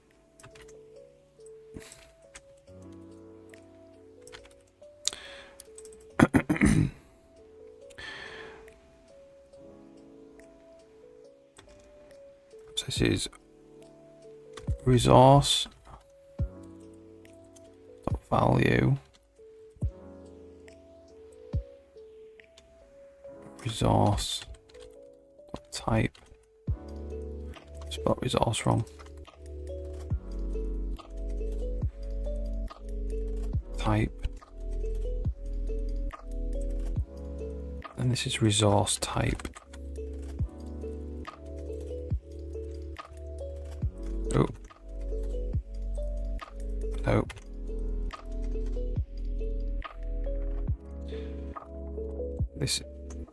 That's resource value.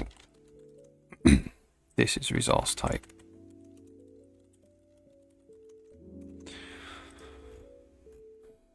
Okay, so we'll check that.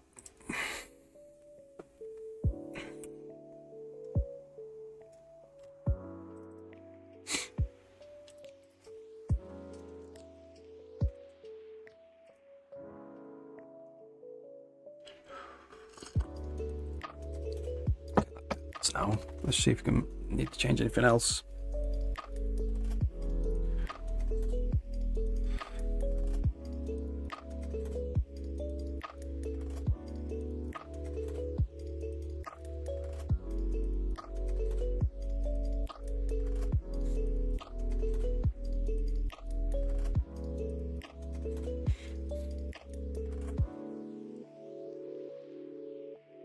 All right.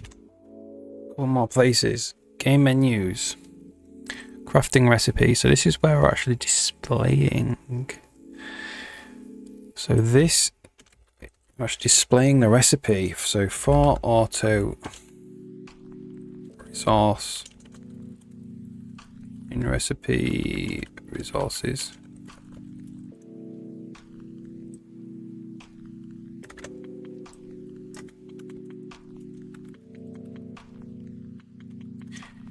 If recipe, if resource value is 0, move to the next one. So we going to get the localization of the resource type, and then we need the resource value there.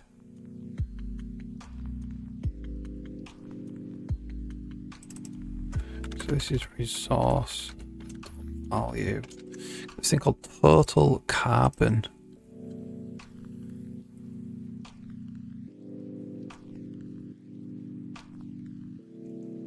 All right.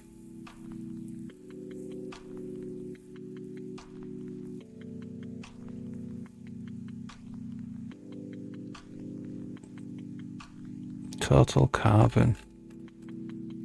Total carbon is just how much carbon the attribute controller's got.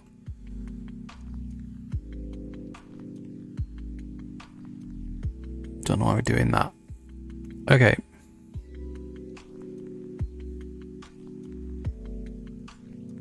So this is just AC. Get resource type. Total carbon we don't need. Not using it anywhere else.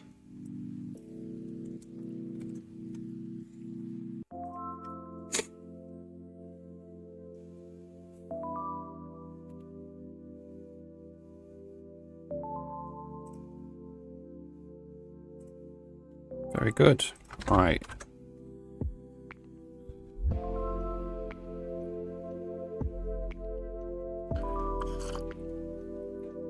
Is the undeclared identifier. So we want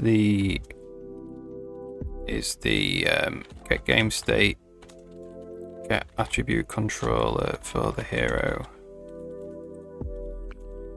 If we don't have it, we return. Okay. This also needs to be localized. And this does. Bunch of stuff does. All these. No recipe and blueprint. Do that later.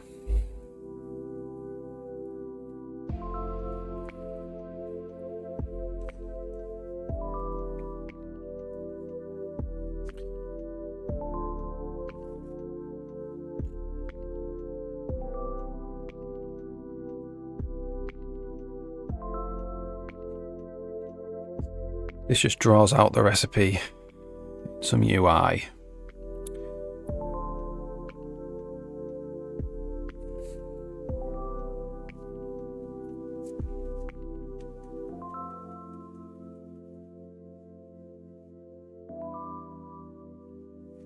Alright, so let's go back to where we were crafting.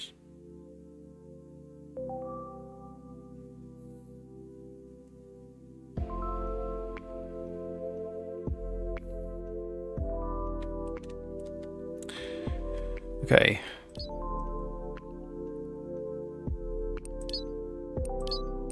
So we add that to a queue, right? So what's this doing? Transfer recipe items.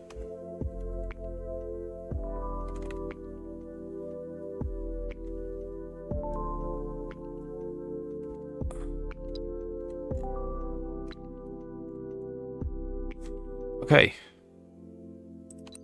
So that's transferring 16 carbon away, or 12 carbon away.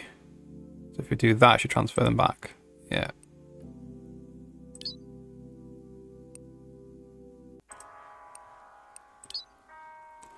If we craft 3 apple seeds, carbon's at 88. Mint. Alright. So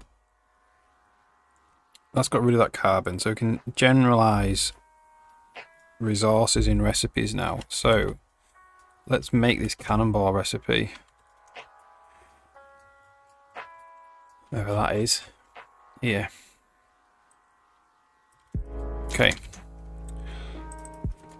So that's cannonball. And that requires, let's say, 16 iron ore. Does it require any ingredients? We'll say, like, I don't know, we'll make an iron ingot. I wonder if we could take the iron ore out as well now. Did we leave that in for a reason? Leave it in. Iron ingot.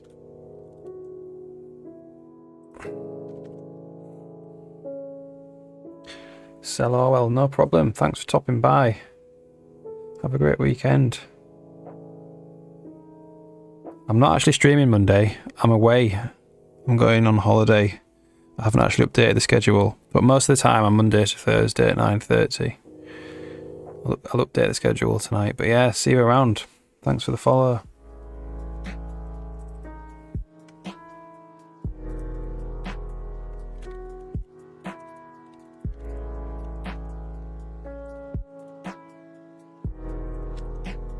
Okay.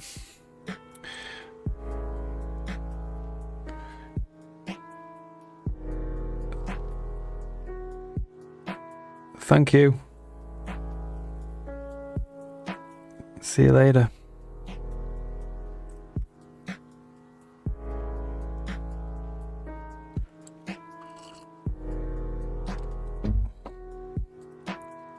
Okay, iron ingot. So we have an iron ingot. So let's make what that. Let's make an iron ingot prefab. Inventory item list.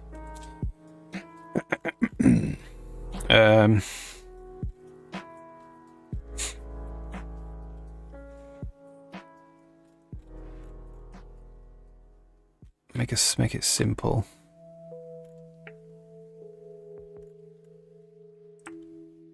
Well, let's just do this. No, not that. Let's copy this one.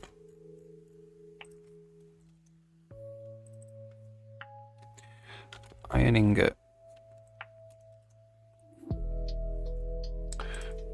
Inventory item group. We'll just say consumable for now. Properties. No properties. No grid size. Resources. Iron ore.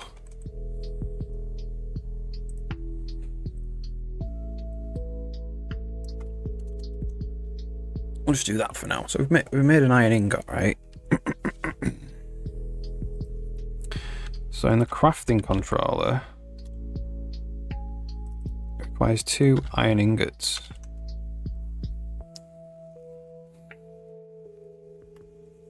In the outputs item, it's going to be a cannonball.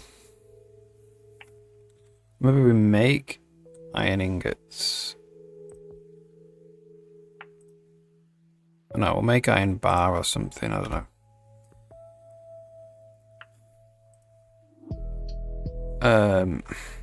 So iron bar.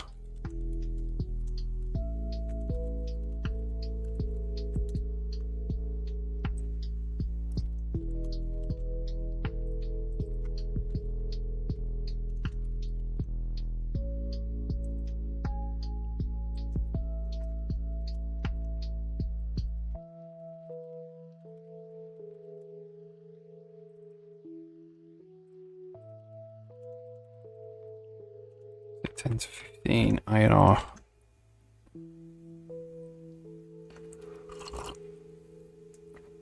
All right. So the recipe, so the crafting controller now, that's the cannonball recipe, and it makes 1.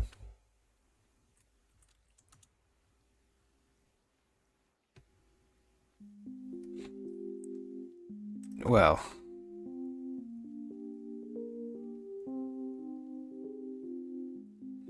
Okay, let's make it. Let's just make a cannonball. Cannonball.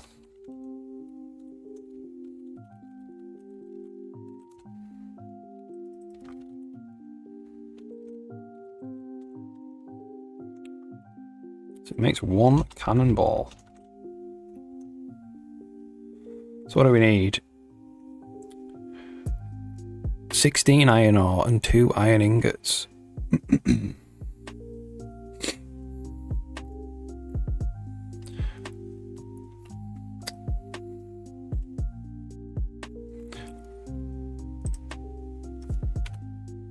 Okay.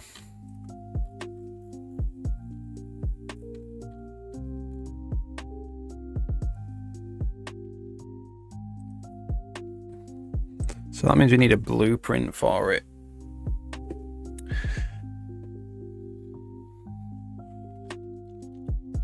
Data downloader controller.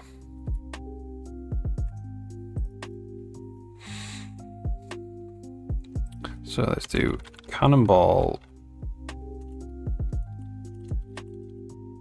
Is it 2 words? Can't remember. Blueprint. Is cannonball 2 or 1 word?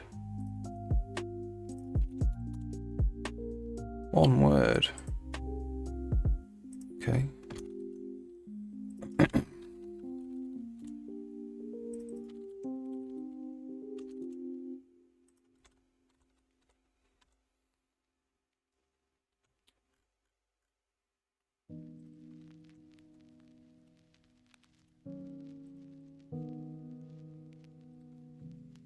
All right. So we need a blueprint.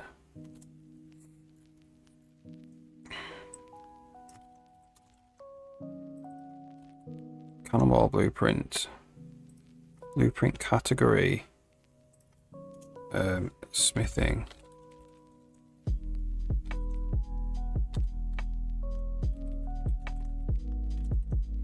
I'll just say it's unlocked. And that means the crafting bench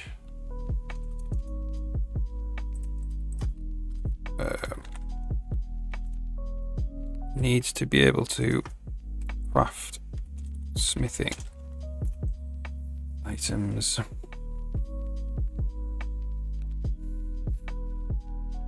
Alright, let's run this game and we'll see if there's a recipe for crafting a cannonball made from iron ore and iron ingots.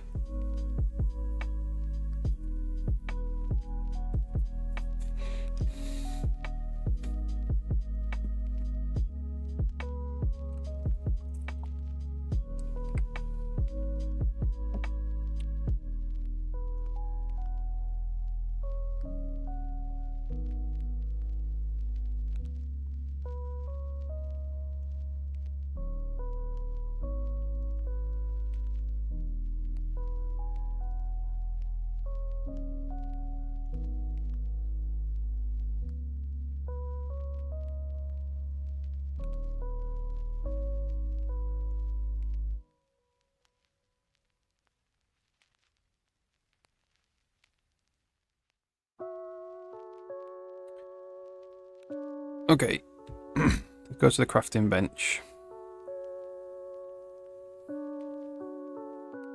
Let's see if that recipe is there.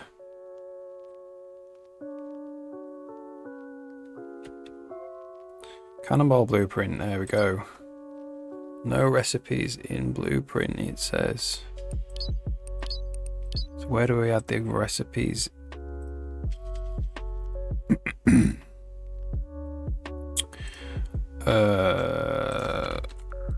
Data downloader controller. Where do we add the recipes?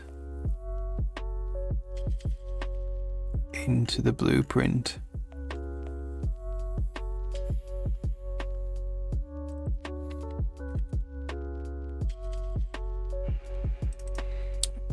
Let's put this in.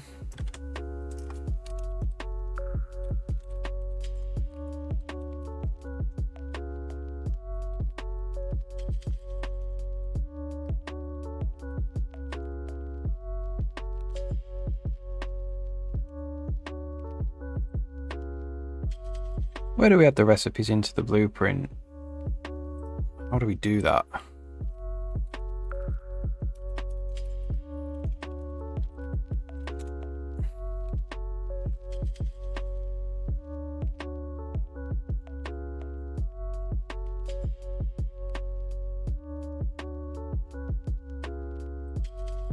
How do we do that?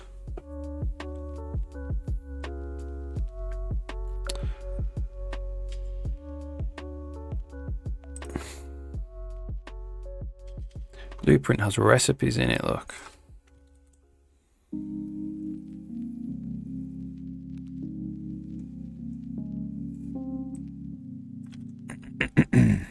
After categories.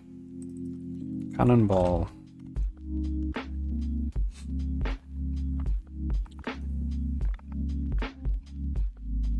Alright, let's run that.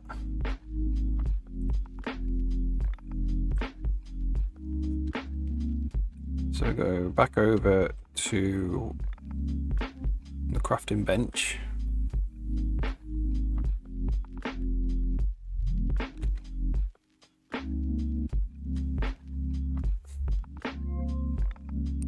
Cannonball blueprint has a recipe in it. Iron ore 16, iron ingot 2, of which we have nothing. We don't have either any iron ore, and we don't have any iron ingots. So we know how to get iron ore because we just destroy a rock. Iron ingots we're going to have to give the hero some iron ore, some iron ingots, I mean. Okay, so we'll go bag, right, items, inventory item type, iron ingot. I don't know, give them like 30 iron ingots.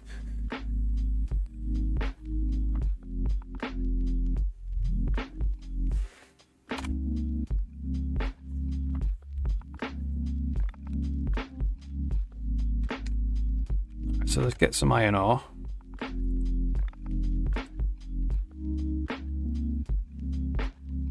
$15 iron ore and 3 experience.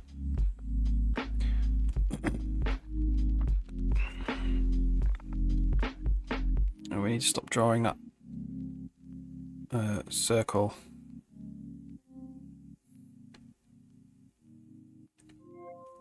It's Cannonball blueprint. We need 16 iron ore. Right. Okay, so remember we need 16 iron ore. And I had 15 then. Alright, let's get 16 iron ore.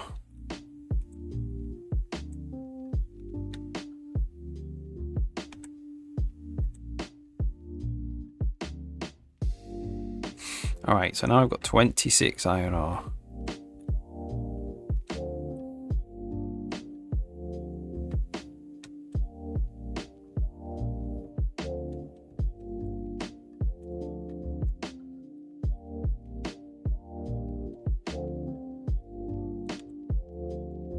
Alright, Cannonball blueprint. So we have it now. So we add it to the queue. Let's see if we get a cannonball at the end. 1 cannonball. Awesome. There we go. Alright. Can we go and sell this at the shop? I mean, I don't think we can sell it at the shop because you only accept seeds at the shop, dude. Shop. Yeah, so Tim's Seedware. Okay, in. So last thing I want to do before I end the stream is I want to stop that circle appearing.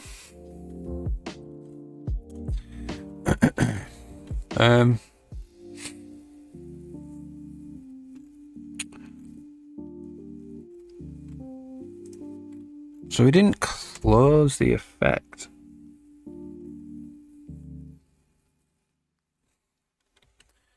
So if you do this, I mean, So the effect is not closing. That's what's going on.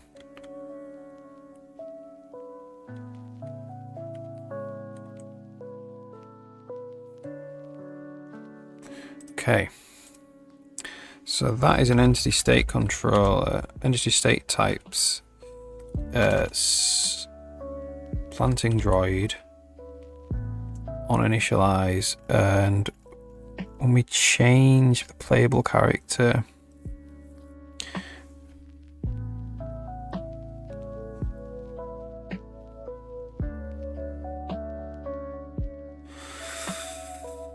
so we go, let's just get the effect controller.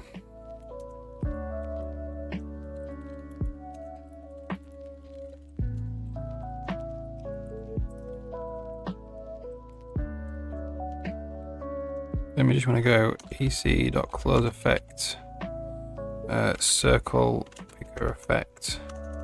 So this is saying if the prefab has any property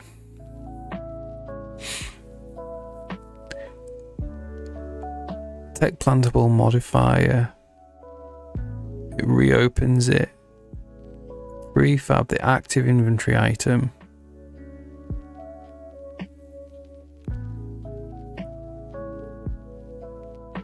I don't know if I want to do that.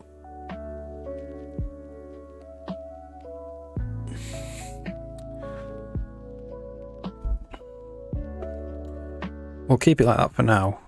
I don't know if you actually do want to do that.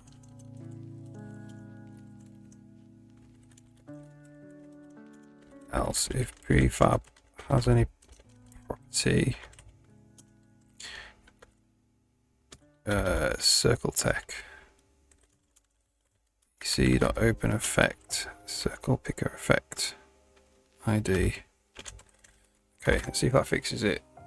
And then I'm probably done for the stream.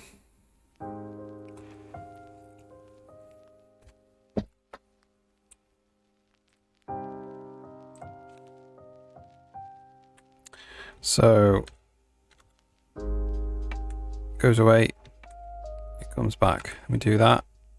Goes away. That doesn't work. Right.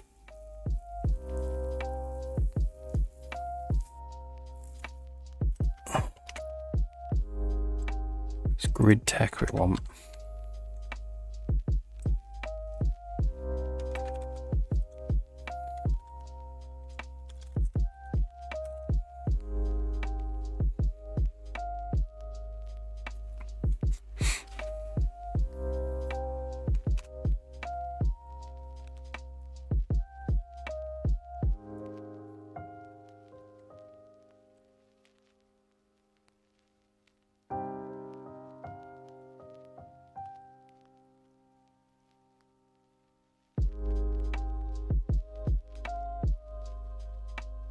So it goes away, comes back, we swap over to circle tech, goes away, comes back.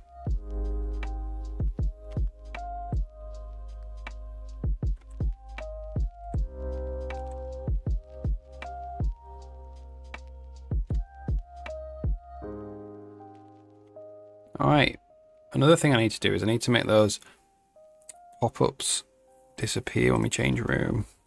That's for another day.